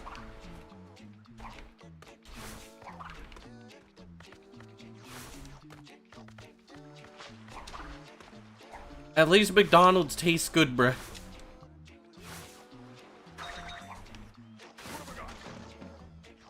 That's the one thing I will give McDonald's, is McDonald's burgers at least taste good. I'll do another 30 minutes, and then I'll end the stream. None of this was in vain at all. I honestly think that, like, I'm making really good progress. Do I speedrun other games besides Twins? Yes, I do. I speedrun Sonic Heroes. I speedrun, I might get back into speedrunning Rayman 3. I have done Halo 2. I'm probably gonna get back into speedrunning Spyro Heroes Tale and Crash Bandicoot 2. Yeah, Crash 2 is gonna be back on the list once I get a proper PS2. It might be a bit, though, before that happens.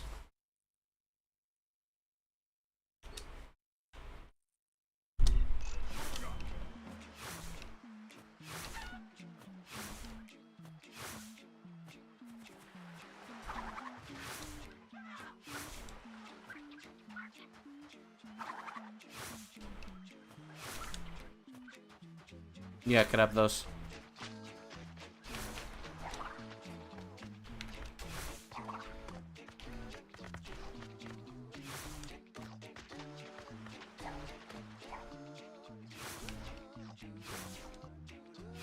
Yeah, there's a lot of time for me to save. My PB is how many years old now? I think my PB is almost 10 years old now.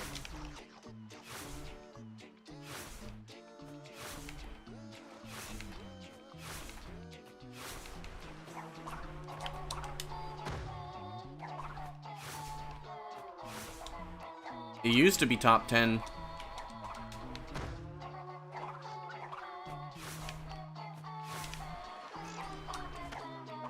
I still have really good movement. It's just that now, since I haven't ran, dude, I don't know. I might end stream. Mr. Butt, there was a reason for that. I think he used mod view. I might end stream early because I'm just fucking, I'm starving, dude. I'm starving. I need my food.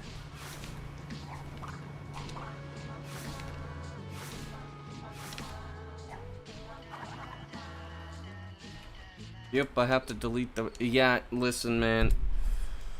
I'm starving. That was attempt number 9800. I also have to delete the VOD.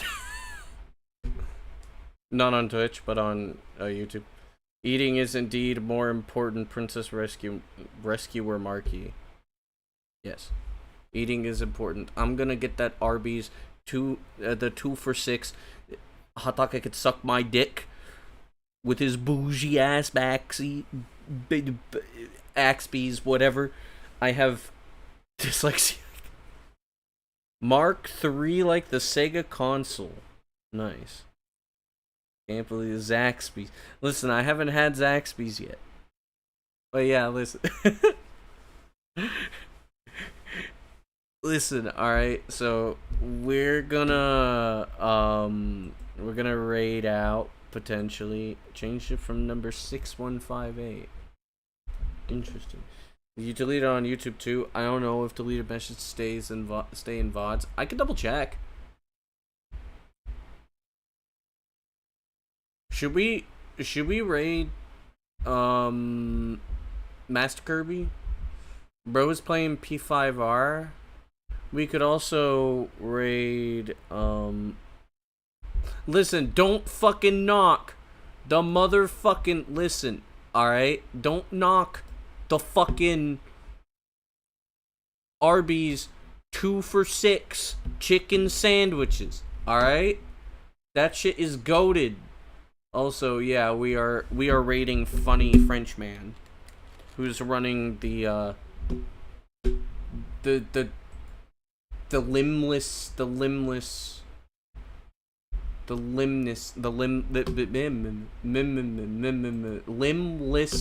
dude. Holy fuck, that took me so... Dude, I'm broke.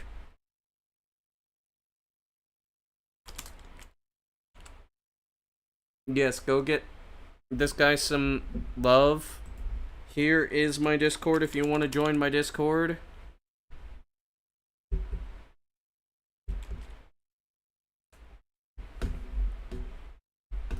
And I will see you guys on the other side.